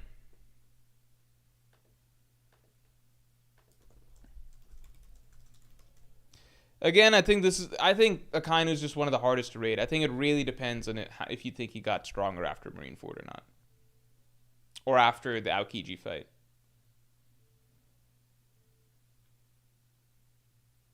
If it's like, if you think Akainu's the same level as pre-time skip, I think Luffy washes him. Because the thing about Akainu is that if it's the same level as, if Akainu got a Conqueror's Haki Bloom, it's a totally different discussion. But the thing is that, like, so like Luffy Kizaru was an interesting situation because, like, at least Kizaru can't beat Luffy in like straight up head to head, you know, whatever, because like Luffy's got Conqueror's Haki and stuff. But Kizaru's got the speed and all the tricks and stuff. Akainu's not like that. Where like Akainu's whole thing is like offensive force and output, and Luffy with advanced Conqueror's Haki is definitely going to be above that right now. Like, Luffy's final clash in Onigashima was literally against a gigantic island-sized magma dragon that also had advanced Conqueror's Haki, right? Akainu's not beating that. Because even if he can make a magma attack that size, it wouldn't have advanced Conqueror's Haki behind it, right? So, like, just power to power, Luffy should be straight up, like, Luffy can beat down giant magma stuff at this point. But if Akainu got a Conqueror's Haki Bloom, which I personally believe is very, very likely and possible for his character, because I do think he will face Luffy down the line, if that happened, then I think we got a different situation on our hands. Then I think Akainu might have become stronger than Luffy again. Akainu Warkiri. Yeah, it's not matchup based, I agree, but I think Luffy also is, via having Gear 5th, via having Advanced Conqueror's Haki and Future Sight and so many things. Like, I think Luffy is a strong matchup against a lot of characters. Like, with Akainu, to me, it's really the Conqueror's Haki thing. Like, if you've got Conqueror's Haki, then you're in the club. You're in that club where he can compete with other characters like, similar like Luffy can. But if he doesn't have it, then I don't see him beating, like, most of these, like, Mihawk-Shanks, those type of characters, you know? So it depends on what you think of Akainu at this point.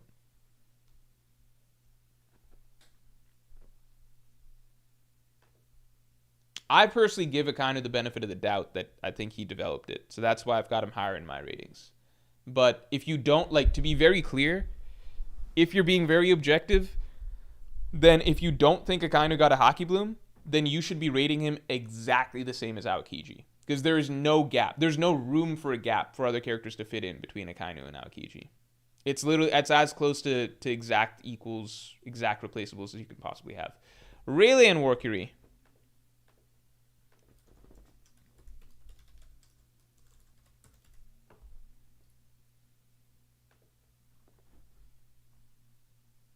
Let's get the stream likes up to 400 real quick.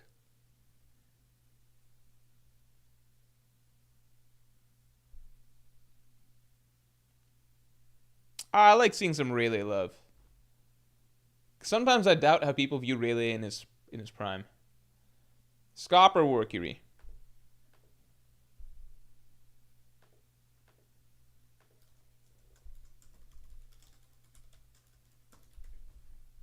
Yeah, I think some of the I think some of the Gorosei stocks dropped after we learned more about regeneration, like how it can be countered by Conqueror's Haki and stuff.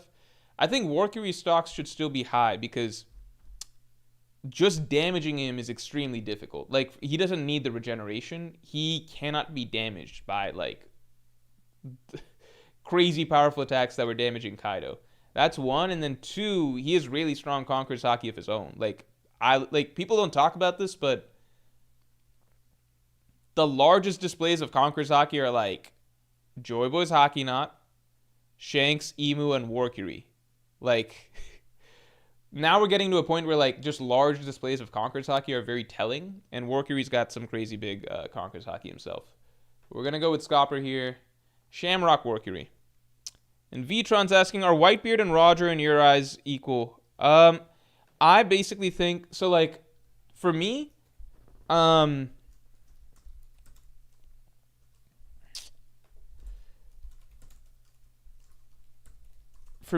it comes to the story, like how do I say this?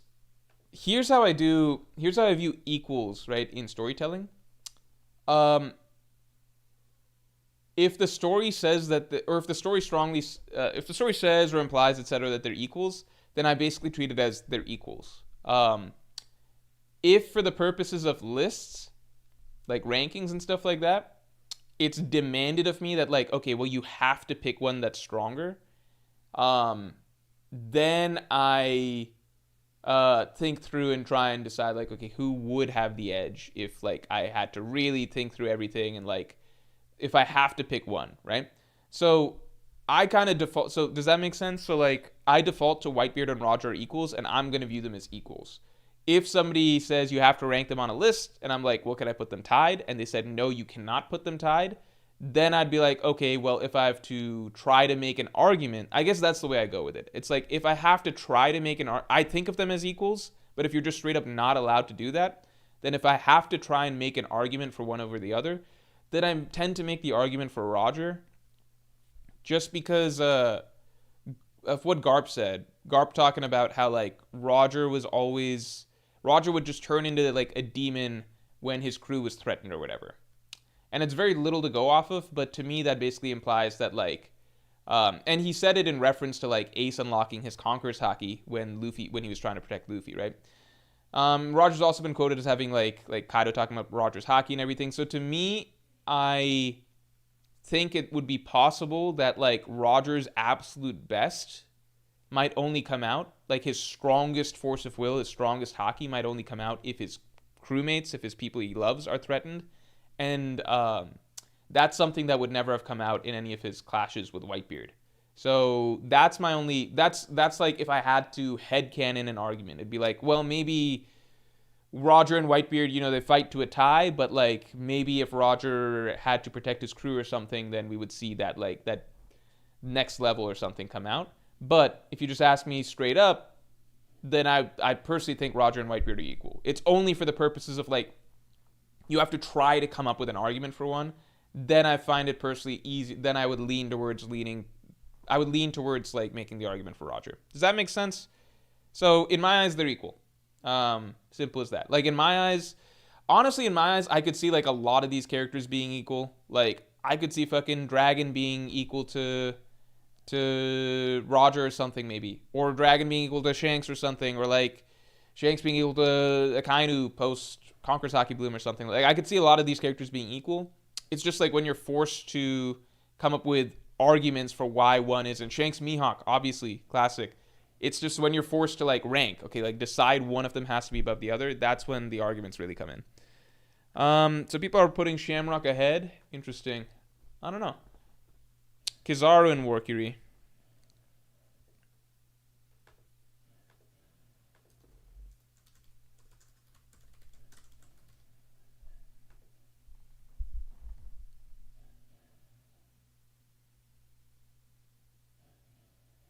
All Planet says can also just go by bounty as a tiebreaker, but bounty's just not consistent for that sort of thing, you know? By that logic, Zoro should still be below King. Kizaru and Venus Juro.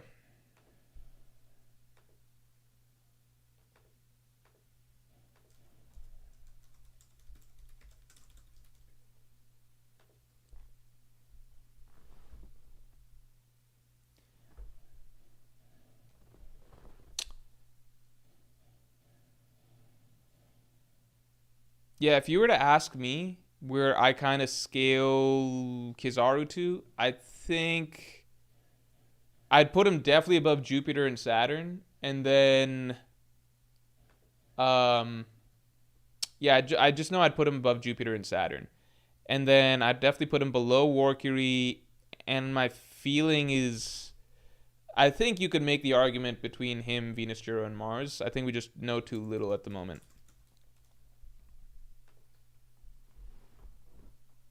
Where do I have Kizaru on my list? Let me see. Just gonna take a peek at my list real quick. So it looks like I got Workiri, and this list is not current. This list is old. This list is not current. Don't judge the list. This is from, we did a stream in May of last year. Luffy, Shiki, Kong. Oh, I've got Kizaru low. What? Oh, no. Yeah, I've got Kizaru. It looks like, yeah, that's consistent with what I still think. I got Kizaru just right under Mars. But I could see it either way. This is a tight poll. You guys spend 10 seconds still thinking about it. JWP, thanks for the 10.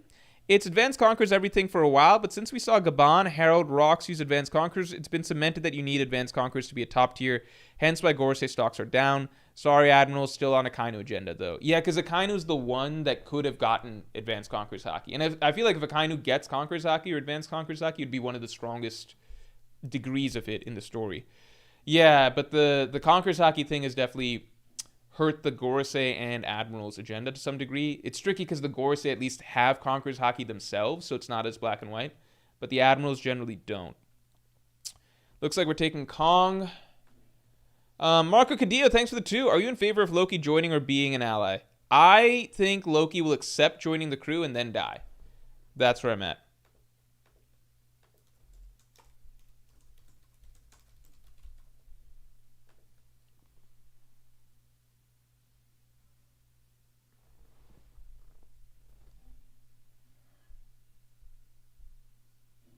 Damn, that's just a massacre. Yeah, I got Kizaru as well. Interestingly, I think Fujitora would be a rough matchup for Kizaru, but we're not judging matchups.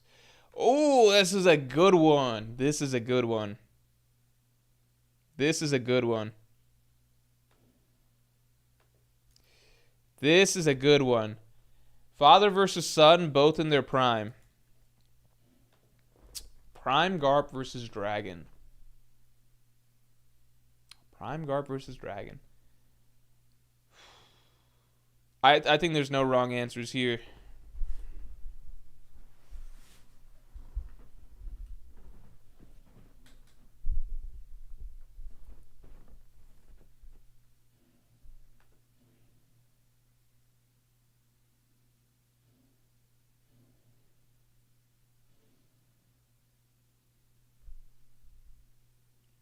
All right, it's, you know, I mean, I lean Dragon as well. There was definitely a time that I think Garp would have won that poll. But I think as the story's gone on, people have begun to think more and more that Dragon could be that dude. We got Garp Mihawk. This is another tough one. Mihawk Garp. This is a fucking tough one. Or maybe not for people. I'll just give it a little bit. Or no, I mean, it's pretty cut and dry, it looks like. Mihawk Garling.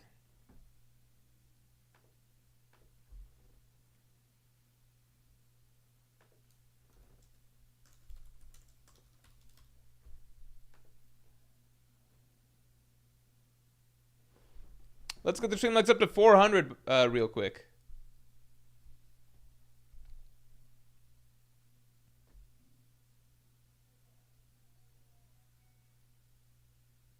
Aw, man, my stream crashed. Did the poll go? Okay. Yeah, we got Mihawk over Garling. I think that just makes sense to me. Kaido versus Garling.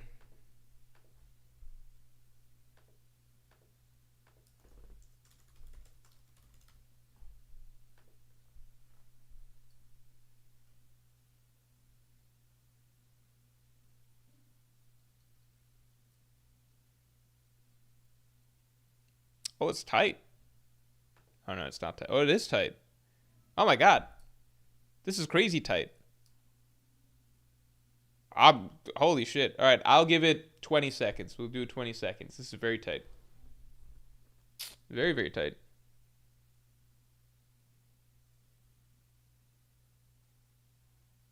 Do 10, 9, 5, 4, 3, 2, 1. That's actually wild. I'm not saying it's wrong, because like I think I got Garling very high, but I just didn't expect a lot of people to have that same opinion. Because Kaido's still, I think for a lot of people, that dude, you know? And Garling, I think the big thing is Garling hasn't done anything. I don't know why I feel like I'm judging I feel like I'm judging you guys for having that opinion, even though that is also my opinion. But I feel like my opinion is because I'm very speculative. I'm like, well, I think Garling has like close to Shanks' base abilities, but then also like the Gorosei regen and shit like that, and then also some crazy mythical zones. So like I'm giving Garling a lot of like assumptions in my mind. But you guys are just like, well, I mean, you guys are probably also making a lot of assumptions like that too. Garling is also probably the strongest Gorosei, so it probably just does mean a lot. All right, so we got Kaido over Sengoku. Good stuff. Loki and Sengoku. Let's see.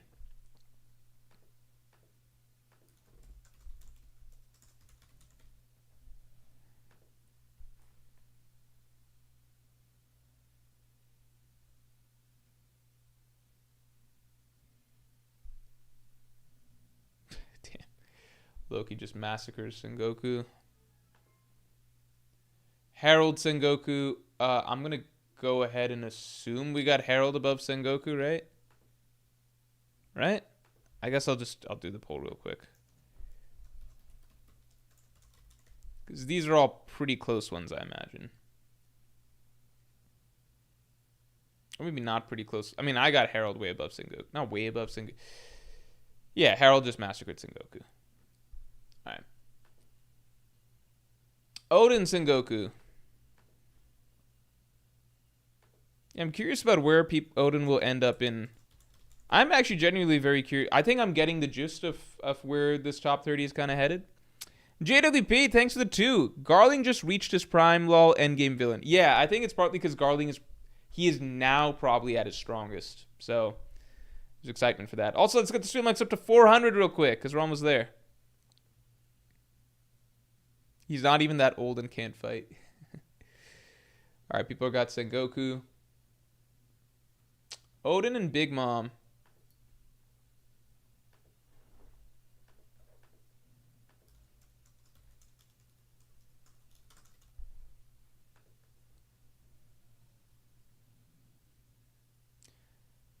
I think Big Mom should take it, because Big Mom's basically equal to Kaido today. Yeah. Oden and Blackbeard. Flip side, I think Oden should take this one because Blackbeard can easily get caught by attacks. And just the fact that Odin scarred Kaido, I feel like he would kill Blackbeard. But I feel like Blackbeard's probably going to win the poll. I literally think the attack that Odin landed on Kaido would just kill Blackbeard based on Blackbeard's pool. Well, I mean, it's not about matchups, though. It's not matchups. Yeah, I guess Blackbeard takes it. Curious, where do I have it? Maybe I've got Blackbeard above Odin also. No, I got Odin above Blackbeard. Yeah, I negatively rate Blackbeard quite a bit. I just think too vulnerable to getting hit by too many things by too many people. Odin Aokiji.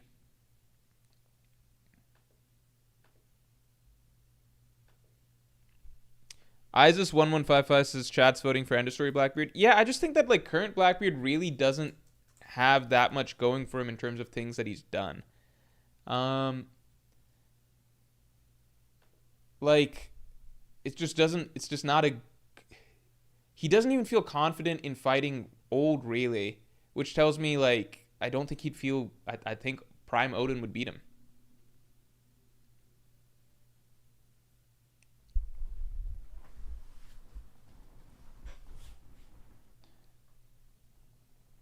Yeah, I think Odin's he's just gonna suffer.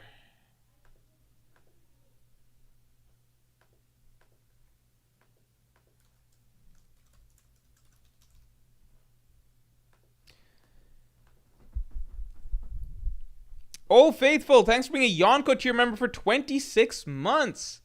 Thanks for the long-time support. Hey there, Morge. I tuned in late. Have you talked about the picture Oda posted of Imu writing the story? Yeah, just when you feel like Rox is basically set up to be the final villain, Oda does shit to hype up Imu more and more. Just watch out for tomorrow's video. Covers some stuff talking about it. All right. Looks like we're on. It looks like Shiki's taking it. Oh, it's tight. I'll give it 10 seconds.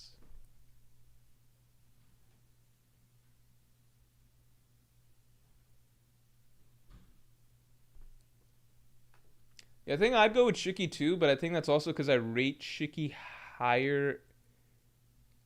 How do I rate Shiki? Yeah, I think I rate Shiki higher as a character than other people. Odin and Jupiter.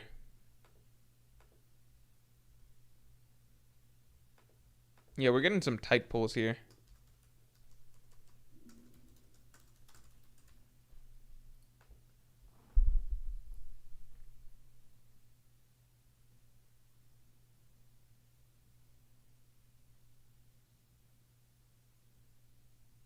All right, finally. I was like, can we get some love for Odin? Like, come on, man. I feel like this just felt like we're seeing how far down the list Odin falls. I mean, I don't know. I guess I'll do the poll for this, but I imagine people view Mars above. Like Jupiter hasn't really done. It just doesn't seem like any argument for Jupiter, right? Yeah, it looks like Mars, Saturn, and Jupiter.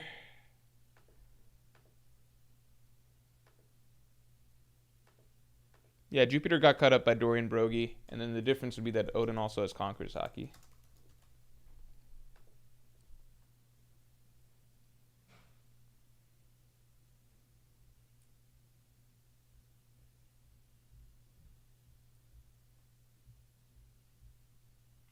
Yep. All right, Dragon and Joy Boy. I'm going to go ahead and put Joy Boy. Emu and Dragon. I'm going to go ahead and put Emu. Dragon and Rocks. Here, I'll give it to you guys.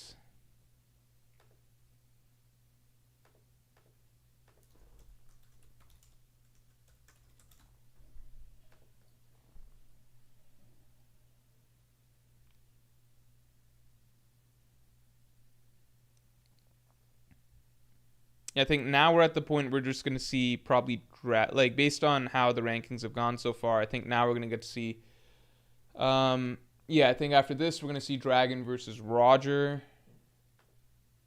Yeah, it's just going to have us rank basically where Dragon is supposed to fall. So let's see.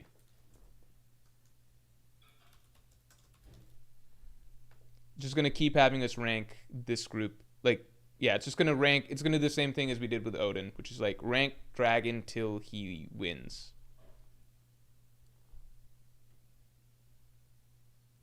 Okay, we got Roger, Dragon Whitebeard.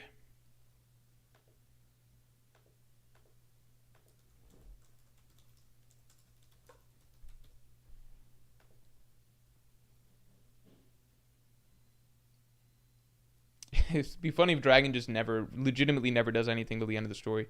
Let's get the stream likes up to 400 real quick. It looks like we got Whitebeard, but people are getting a little less confident. And now we got a random ass one, Dragon Ryuma. I think I literally know our top 5 right now. I think our top 5 right now, it seems like it's Joy Boy, Emu, based on the way the round robin's gone so far. It's not technically a round robin, but it's similar format, right? I think we got Joy Boy, then Emu, then I think people have Roger, then Whitebeard, then Ryuma, and then or actually depending, it's going to be the winner of Dragon Ryuma basically. So I'll leave it at that.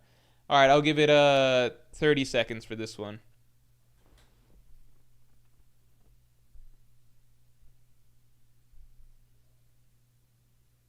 I don't know what to do for 30 seconds. I'll say 10 seconds. Seems like it's sticking at Dragon. 10, 9, 8.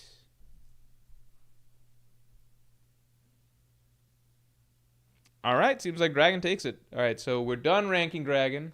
Dragon sticks it at, I think, the 5th spot. Then we got Garp versus Ryuma. What a random matchup. And now we're basically seeing how high does Garp fall? Or how low does Garp fall?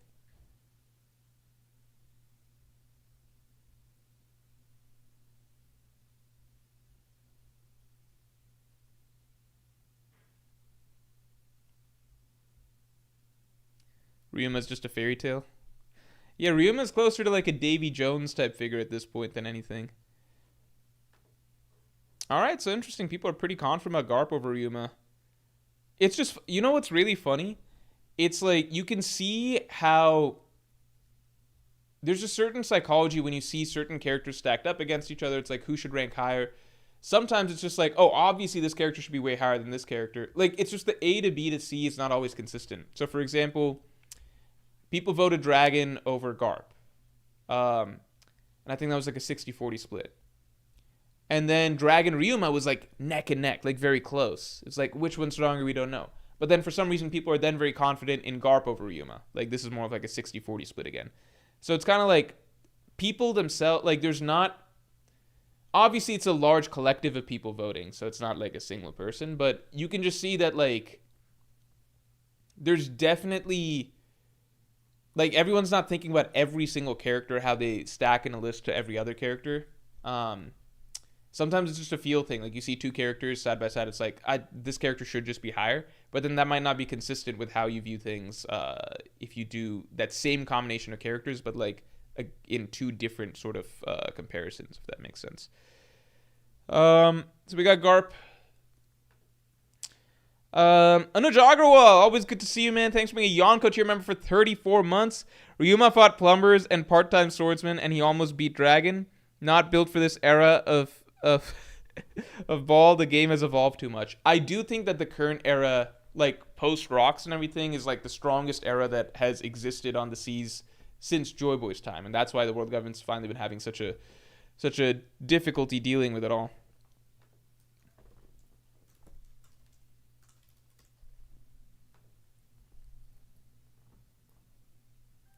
Now we're getting to the dicey shit.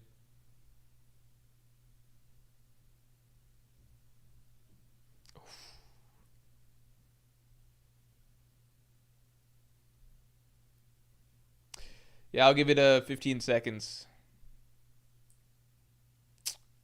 Yeah. This is some tight shit. Alright, I'll give it 8 seconds. 5, 4, 3, 2, 1. That was tight. And this was the matchup I knew would follow after this, because I know what our top 10 basically looks like now. I'll say this. I just think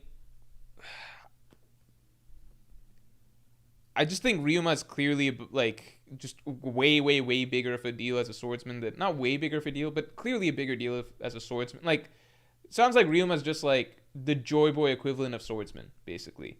So I can't imagine Mihawk being above Ryuma, but this is the one that's like the other. See, this is what I'm talking about. Okay, so like we got 70% of people. It like so much of it is just the psychology of the names that you see next to each other. So it's not like a clear. And this is where power scaling gets so difficult because it's not clear hierarchical shit, right? So Shanks Mihawk, we got clearly Shanks like 70-30 split against Mihawk, right? But Mihawk and Ryuma was just neck and neck 50-50. And then Shanks and Ryuma was also, I remember, basically neck and neck 50-50 with Ryuma just edging both of them. Does that make sense? So it's like sometimes it's just the names that you see, like different names evoke different emotions. And that's why power scaling is just like such a fucking crapshoot sometimes, because like I don't think there's legitimate consistency between like a lot of people's opinions. Because going like Shanks Ryuma was like 50-50 neck and neck. Mihawk Ryuma was 50-50 neck and neck. There's no reason that Shanks should now be like 70-30 to Mihawk when Shanks lost to Ryuma already. And I get that people have different opinions. Like, it's not everybody's not voting like some people are voting consistently. Like some people voted Ryuma, then Shanks, then Mihawk, right? But the reality is that some people are going back and forth. Some people don't even realize it, but they had a triangle in their mind where they're like, well, Shanks beats Mihawk, Mihawk beats Ryuma, Ryuma beats Shanks.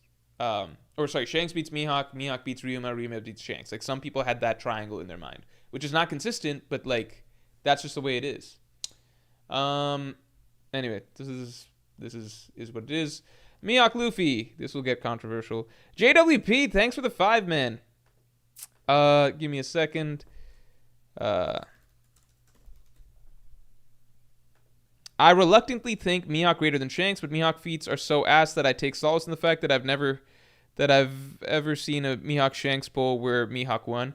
It's confusing because like Mihawk's definitely the loudest online. Like Mihawk and Zoro, like you would think that everyone's always gonna vote Mihawk over those Shanks and those things, but that's not the case. Interestingly, there was a Japanese poll that just released today, which was like, and Japan's rankings are whack, but they got like Shanks at number 3 and Mihawk at number 4. All time. Like, all time. Like, this is not current. This is, like, all time. And I'm just like, what? Like, I don't think Mihawk and Shanks are, like, 3 and 4 necessarily. Alright, so we got Mihawk. Garling and Luffy. That's interesting. That's very speculative.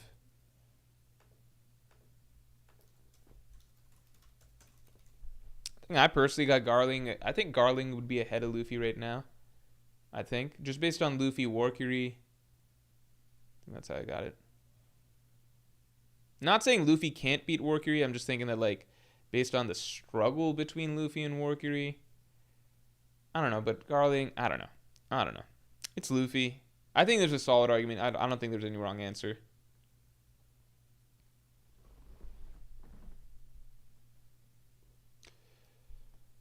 All right. Got Garling.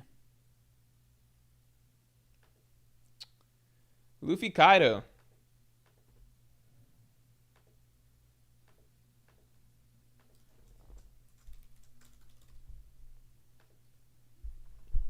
I mean, I'm a major Kaido detractor, and even I don't think Luffy's got the stamina to take this. Really? Really? What? Guys, like, I argue hardcore in favor of, like, this is... Maybe I trash Kaido so much on stream that, like, it's genuinely influenced a lot of my viewers to rate Kaido low, like, low. Damn. Okay, we got Luffy above Kaido. I don't know about that. Because, like, I got gear 5th Luffy. Like, I think peak versus peak, I think, like, if they're fighting at their best, Luffy's above Kaido. He peaks higher, but I just don't think he can last long enough in Gear 5th to actually finish off Kaido. I don't know. Yeah, Kaido's health bar is too big, I think. Although, no, I think his health bar is too big.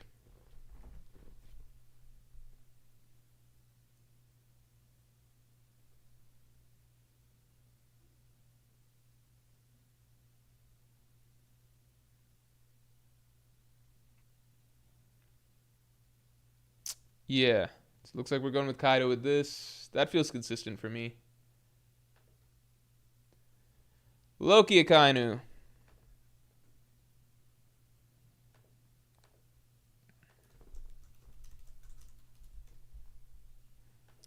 The Akainu thing, like, to me, if Akainu has gotten his Conqueror's Haki Bloom, then I think he'd be above Kaido.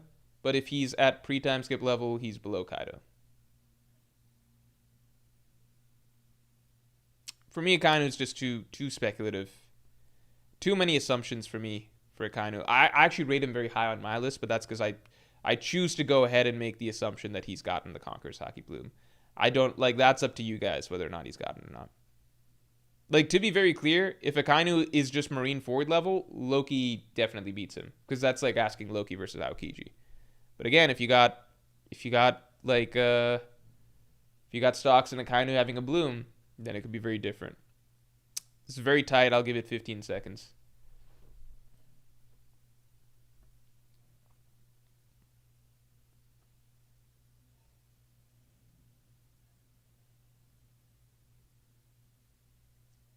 All right.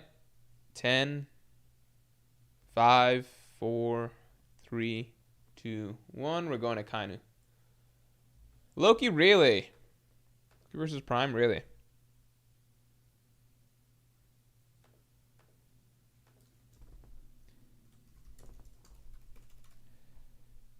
So I hope you guys understand that based on this, Harold is now below Akainu, which I don't think is the case. But that's how you guys are voting.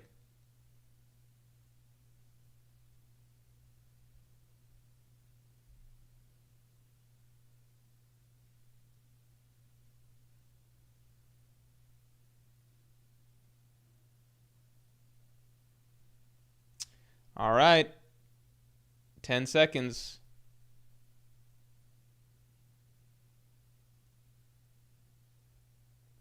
5, 4, 3, 2, 1. All right, you guys have really fucked this up. So at this point, we got you guys realize we've got Harold below Rayleigh now. I just don't think that that's, and I love Rayleigh. I don't have fucking Harold below Rayleigh though.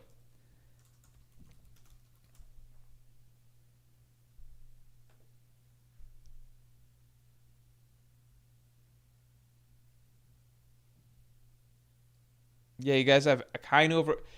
Again, if Akainu's gotten a Conqueror's Haki Bloom, then we have no idea how strong Akainu is. That's why I'm lenient with Akainu views, because it's like, I imagine some people think he got stronger. If he's the same strength as before, then he's Aokiji level. He is literally the same as Aokiji.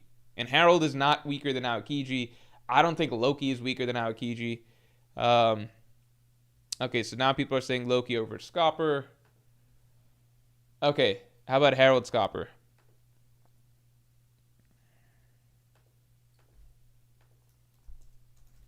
I knew the Herald, this is what I was talking about earlier, which was just that the Herald Loki vote, it was a dangerous vote to do, because it sets off a questionable logic chain, basically.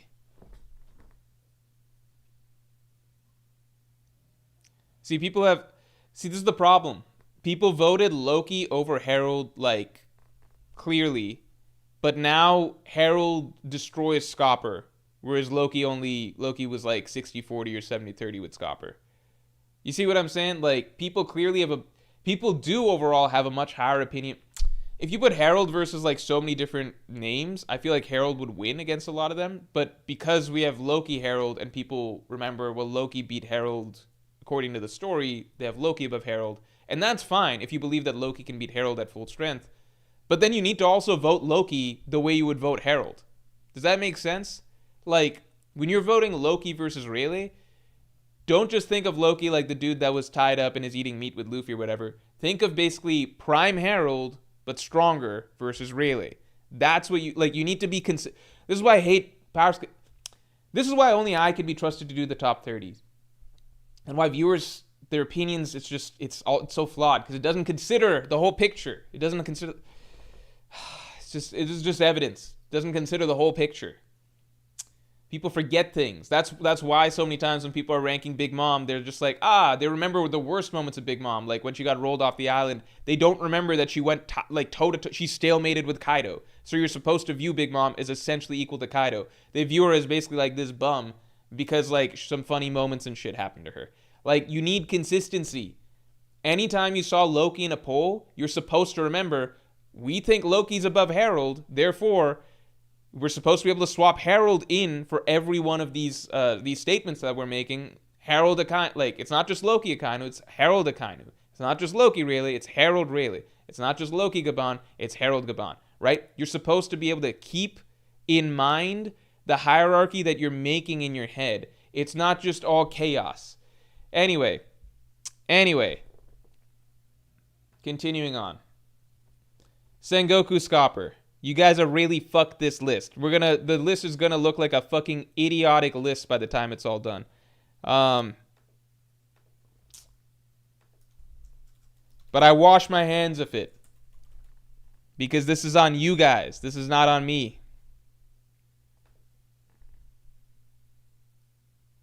This is why I get frustrated when people are like, Morge, we have this problem or that problem with your list, etc. I'm like, I'm at least trying to keep shit consistent. I know how the rest of y'all scale, and it's just like whatever the fuck goes.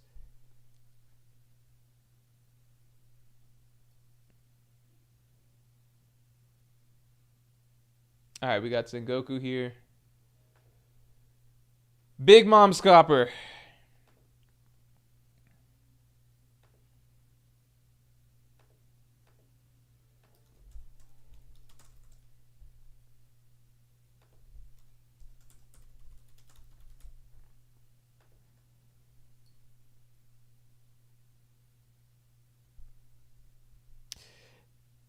JWP, thanks for the 5. Maybe we just think Prime Rayleigh is closer to Roger than Gaban. Lol, lol, lol. Well, hey, if it's all because you think Prime Rayleigh is really, really strong, then really, really strong. That's funny. Then it's all fair. But I have a feeling that people wanted to have Herald much higher up the list, but then were also not willing to put Loki much higher up on the list, but then also wanted Loki to be above Herald, and none of that makes sense. Bassam El Madawi, thanks for the 5. See, nothing Rocks did last chapter is something Garp or Roger Shanks wouldn't be able to replicate, so Herald is strong but not unreasonably. I mean, that's a fair argument. That's a fair stance to have as well. We're just in the flow of Rocks shit, so we're excited about Rocks, so people are going to be gassing up Rocks. You know, a lot of it is like how implied it feels like what Rocks can do or whatever, but we won't really know till God Valley. Charizard, thanks for the 2. Current or Prime? It's all Prime. Everyone's in Prime. Then we got Blackbeard versus Scopper Gaban.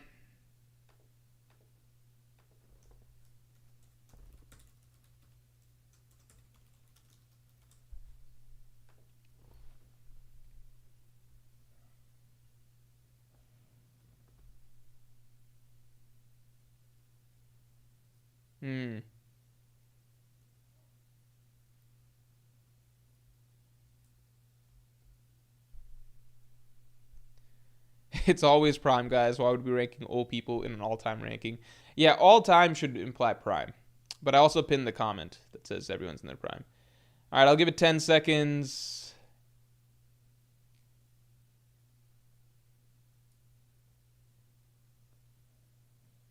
All right, looks like it's Blackbeard. Scopper, Gaban, and Aokiji. Interesting.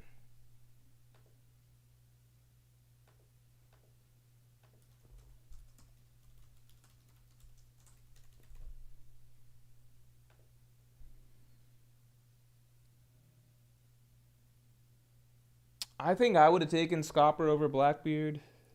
What do I do? What's my ranking again? This isn't current, so I'd feel like it's not the... Yeah, I'd still move some things around. I might go here.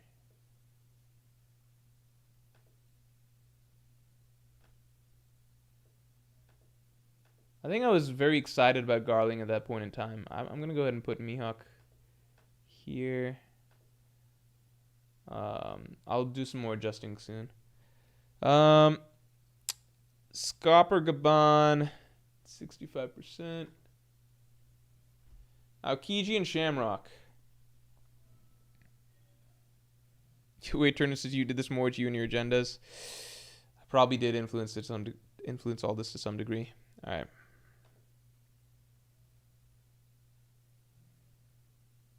Oh, whoops. Gotta end this poll. All right, Shamrock and Aokiji.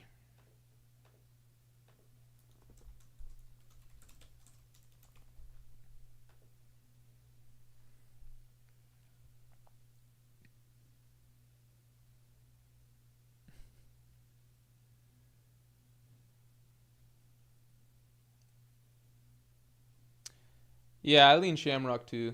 Just think he's gonna have a bigger villain role. Aokiji, Warkiri. Wait, did Warkiri fall this low in the voting? Now I'm a little confused.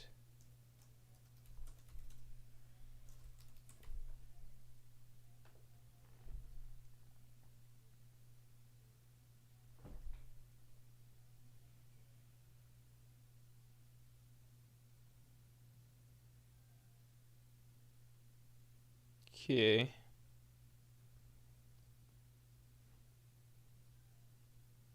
It looks like Warkiri's taking it. Aokiji, Venus Juro. That's an interesting one. Venus Juro is like a combo of Aokiji and Kizaru. Like, he's not as good as them at either of their specialties, like freezing or speed, but he's a combo of them, which is kind of cool. And then plus the swordsmanship, obviously. Yeah, Venus Juro is just a cool combination character. I just like his ability set.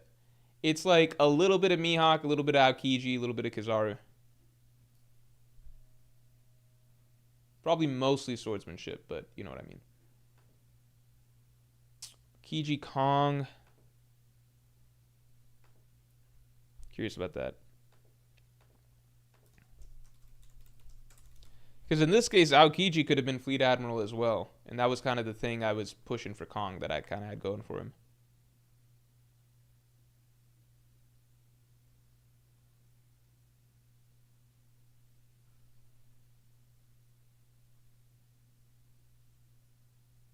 Ooh, this is tight.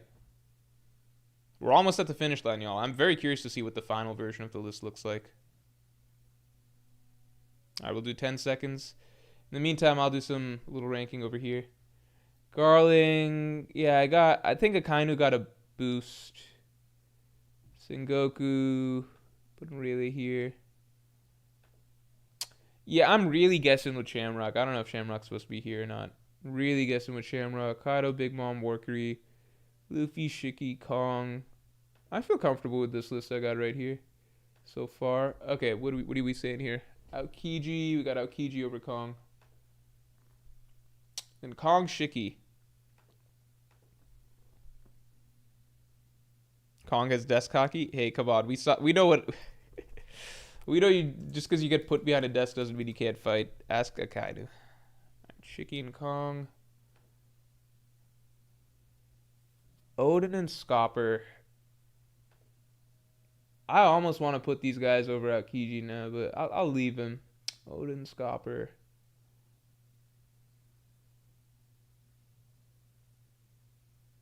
Scopper also had Future Sight, though.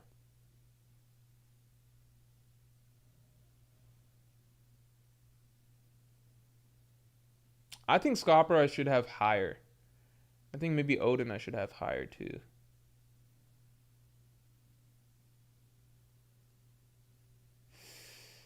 I don't think there's supposed to be that much of a gap between Scopper and Rayleigh.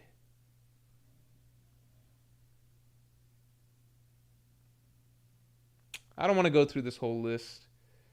I know I'd put Harold somewhere. Hold on. I'd put Harold. Gonna go ahead and put Harold. No, does it? I'm not gonna rank Harold till we get to the end of the flashback. I'm just gonna put him down here because I need to know what happened with the him and Loki scene. And Loki at the moment, I'm gonna go ahead and move him all. Yeah, I'm gonna go ahead and move Loki all the way up to. I think Loki might be just under Luffy right now, but Loki could be higher. I need to see how the Harold scene played out. All right, we got Shiki. I'm also gonna go ahead and put Warkiri lower now that we know that Conqueror's Haki is a weakness for Warkiri.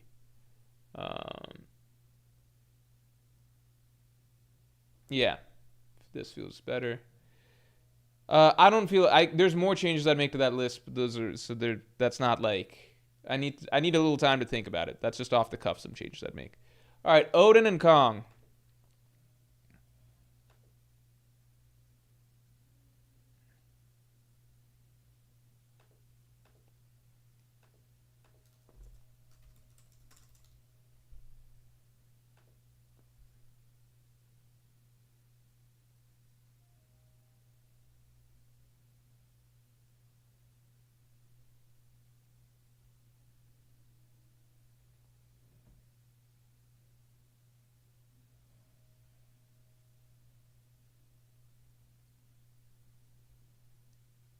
I would low-key lean Kong for this, but I guess we're going to Odin. I think I just respect the fact like Kong was Fleet Admiral, you know? I view Kong as basically I don't know. I don't know. We're almost at the end. Mars and Kong.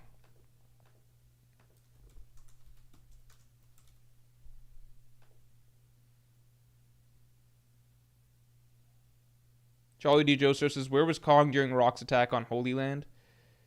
I don't know. That's a good question. I mean, Akainu wasn't there during the Revolutionaries' attack on the Holy Land. Kaido, for some reason, only came up when Kuma was there. Bradley Moliterno, thanks for the 5. Hi, did Prime Rule include characters who haven't reached their ceilings yet? Luffy, Blackbeard, Zoro, etc.? No. That would be end of story, which we're not doing at the moment. All right, we're doing Mars. I think we're at the last couple of votes. Jupiter and Kong.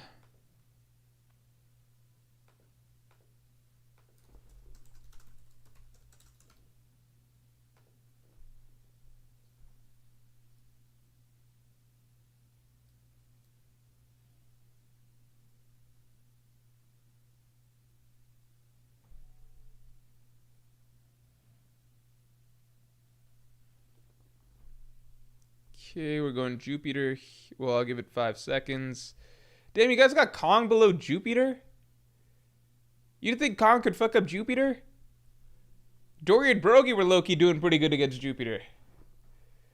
All right, I'll give it 5. You guys, okay. We've got Kong ahead. Kong is very jacked, by the way. I'll just say that. He's more jacked than Garp. Maybe he fights like Garp, but just like even crazier. All right, we got Kong. Jupiter, Kizaru.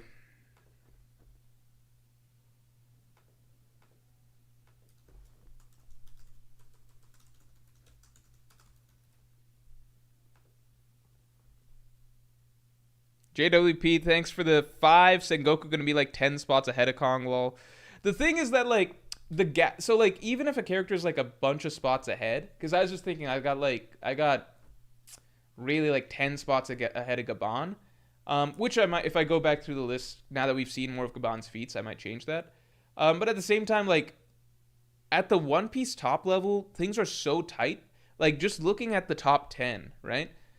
Set Joy Boy and Emu aside, the next, like, 8 to 9 characters, right? They're very, very, like, they're not big gaps. It's just that there's so many characters that it's like, Roger and Whitebeard were just about equals, but then so was Garp, and then so was Rocks right around there. And like, you know, Dragon might be just as strong or whatever, and like Shanks is probably not far behind. Mihawk's probably right there too.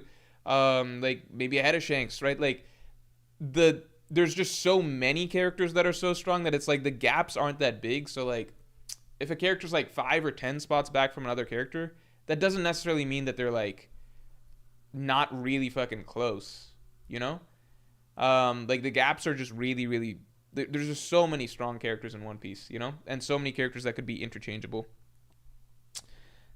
Kizaru over Jupiter, good stuff, and then Jupiter Fujitora.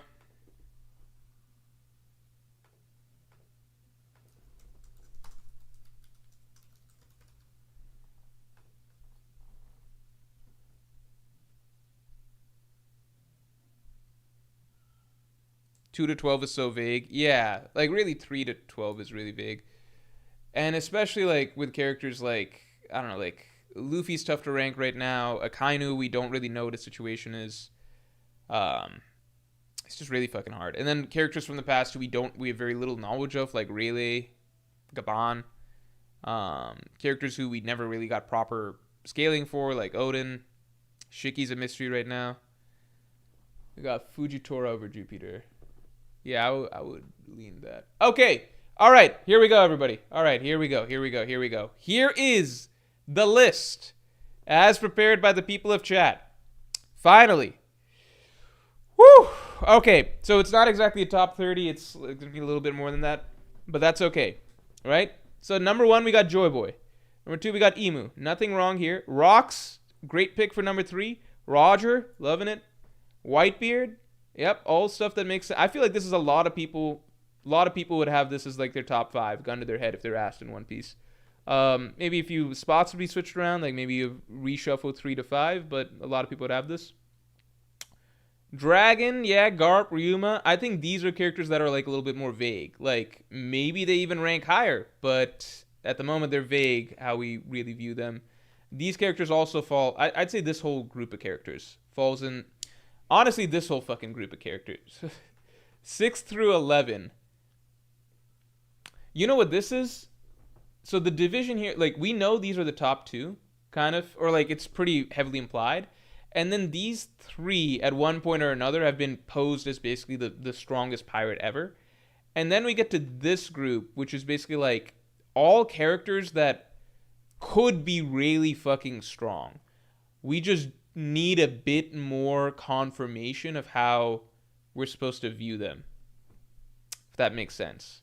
So this group of characters, any of them I think could be a little bit higher, and like actually be further up the list, but there's some vagueness as to their strength, you know. And then now we're getting to some more modernish characters.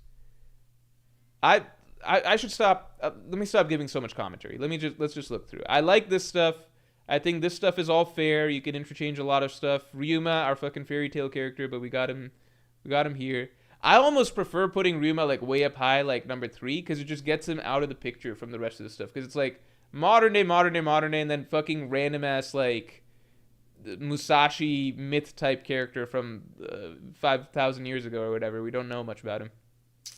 Shanks, Mihawk, I could see either of them being higher or whatever. I think nothing wrong with this. Like, this is all good. I think everyone pat yourselves on the back for how you did the top end of the list. I'd say Harold was the big mistake, because Harold should be somewhere with this group. Like, he's lonely down there wherever the fuck you guys put him. And I warned you guys about that way back when we were doing the Harold Loki vote. But yeah, I think Harold should be somewhere. He should be in the mix in here somewhere. I think Kaido, I was surprised people had Kaido this low, because I thought I'd put Kaido pretty low myself. Yeah, I have Kaido at 16.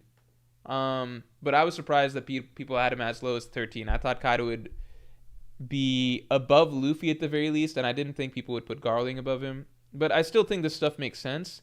Akainu, I say, makes sense as long as you guys are saying that Akainu got a Conqueror's Haki boost. Because otherwise, I know I've talked about how like you can have a lot of spots in between, and that doesn't mean there's a huge gap. But Akainu Aokiji is not the same. If Akainu is the same strength as he was pre-time skip, he needs to be one spot above Aokiji, no questions asked. Because you cannot get any closer in strength than that. Like 10 days straight, dead even. Both like absolutely injured, scarred, blah, blah, blah, blah, blah. Like, Akainu, your only 2 ways you're allowed to view him are like, 1, he got a Haki Bloom, and is therefore stronger than he was pre-time skip. Or 2, you think of him as Marineford Akainu, and Marineford Akainu should be right here, right wherever the fuck Aokiji is. They're interchangeable. There's no gaps. Like, for a 10-day long duel, there's not room for all these other characters. They're not like, Aokiji's not going 10 fucking days with Herald, or with Rayleigh, or Loki, or like these are not all 10-day duels, okay? They can't all be 10-day duels. So, Akainu I view as reasonable being high as long as you think you got a Hockey Bloom. Prime Rayleigh, yeah, he's in the mix. I think Loki is probably higher than we're thinking he is, but it's good to be tentative on him till we actually see some stuff in confirmation. I think Loki, we need the confirmation. Harold, I think this is the big fuck up. I think we all know he should have probably been somewhat higher, you know? Sengoku, sure. Big Mom, I think sure. I think Blackbeard's a little too high, but I think I underrate Blackbeard. Or I think other people overrate Blackbeard. From my perspective, people overrate Blackbeard. I just think that he's really lacking compared. I think so many other characters would fuck him up. I just think based on his performance, he has no good performances. And against Law, who is a character who would not even make this list. Even if we extended to top 40, Law might not make this list. And Blackbeard with his whole crew jumped him. Or like several of his commanders jumped him. And it was still not an easy win for Blackbeard. Like, I just think this is way too high for him.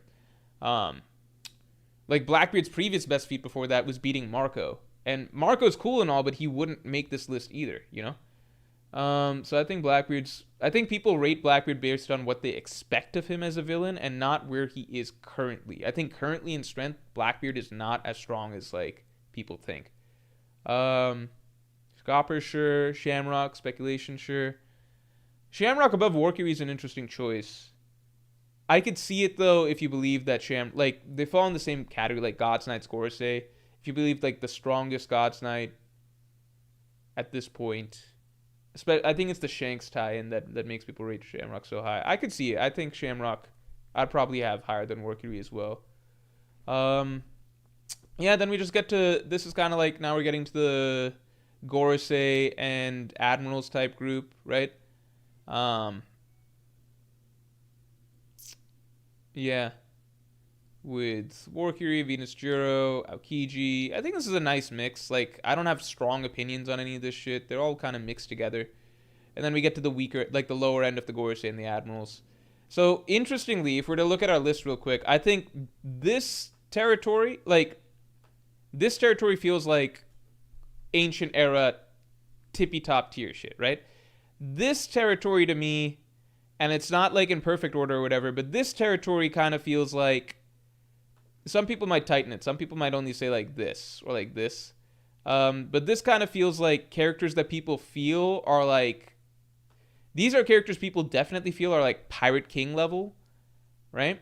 And then these are characters that people feel like might be, maybe like this. People feel like might be in the mix for like Pirate King level. If that makes sense. You know, like I've seen people argue that Shanks, same tier as Roger Whitebeard. Obviously, a lot of Mihawk fans think that he's as strong or stronger than like Roger Whitebeard and stuff.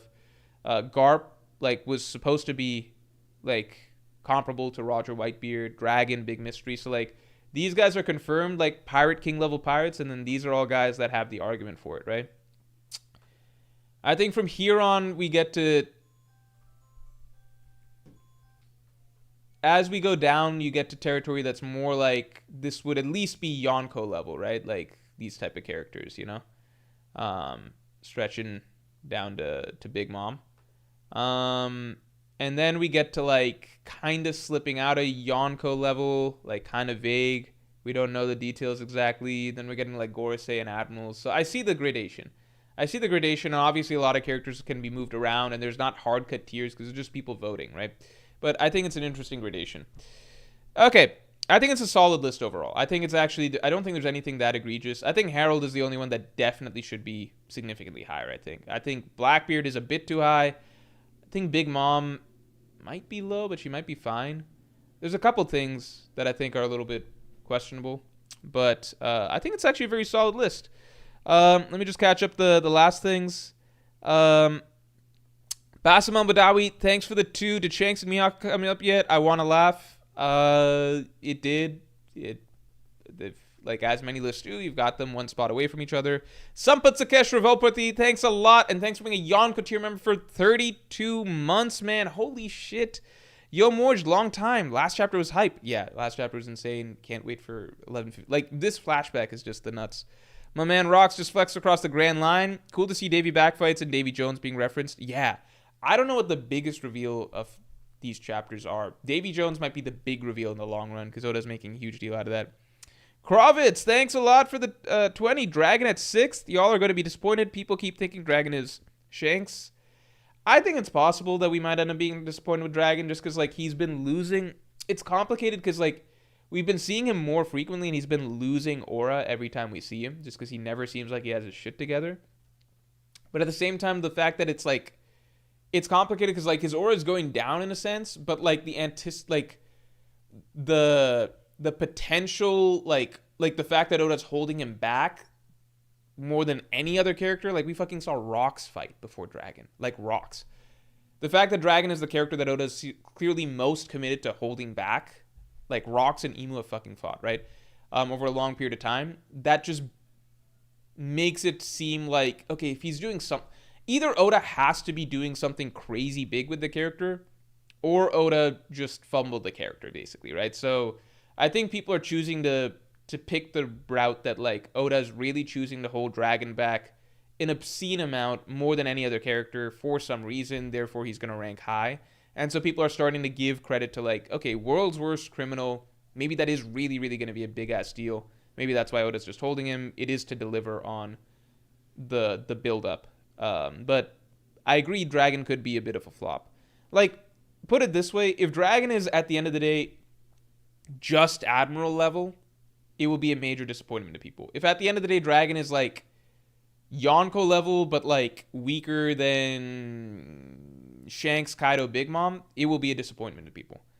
Like, even if he's at their level, I think that would be like satisfying. Like Shanks, Kaido, Big Mom, that type of level, I think people would be satisfied. But I think people are low-key starting to feel like Dragon might be even a bigger deal than them. Hence some of the voting here. And I think if Dragon turns out to be weaker than a Kaido, Big Mom, Shanks, then I think, like, if he's weaker than all the original Yonko, like Whitebeard, Kaido, Big Mom, Shanks, I think people would feel somewhat disappointed because it's like, why hold him back for so long? Like, what's the point? Bassam El Madawi, thanks for the 2. Nolan and Kalgara should be here too. I'm just never going to put them in an all-time top 30 because it's just, there's literally nothing. There's truly nothing. There's just nothing to base off of. We have no points of reference, nothing. Neither of them really made a legend that we can use in the modern world like Ryuma did. Like, Nolan's is based on him lying, and Kagara's is tied to the Shandians and the Sky Island, so it's not exactly the same as like a legendary figure amongst the whole Blue Sea. So there's just nothing to go off of. I believe they were very strong, but there's no points of reference. JWP, thanks for the 5. Just by this vote, it's crazy to see that Oda somehow actually delivered on Rock's hype. Yeah, like Rock's, I don't think people had Rocks at like number 3, like 6 months ago, but we're debuting him and people have got him there already. So like Oda is delivering on the Rock's hype. And we haven't even really got to see him fight just yet. That'll probably be like next chapter. So this is really cool shit. All right, everybody. Thanks a lot for tuning in. This was a really fun stream. It went a little long as these round robin top 30 type votes always do. But I think we actually came up with a good list. I think I was roasting you guys prematurely. I think the list overall, it feels right. Like, even if you want to bitch about like some characters should be like a few spots here or there higher, I don't think there's anything egregious. Like, I don't think people are like, why is this character like 25 when they should be like number in the top 10 or something like that, you know? All right, everybody. Except for maybe Harold. Besides that, I think we're all good. And yeah, watch out for tomorrow's video, and I will talk to you all later.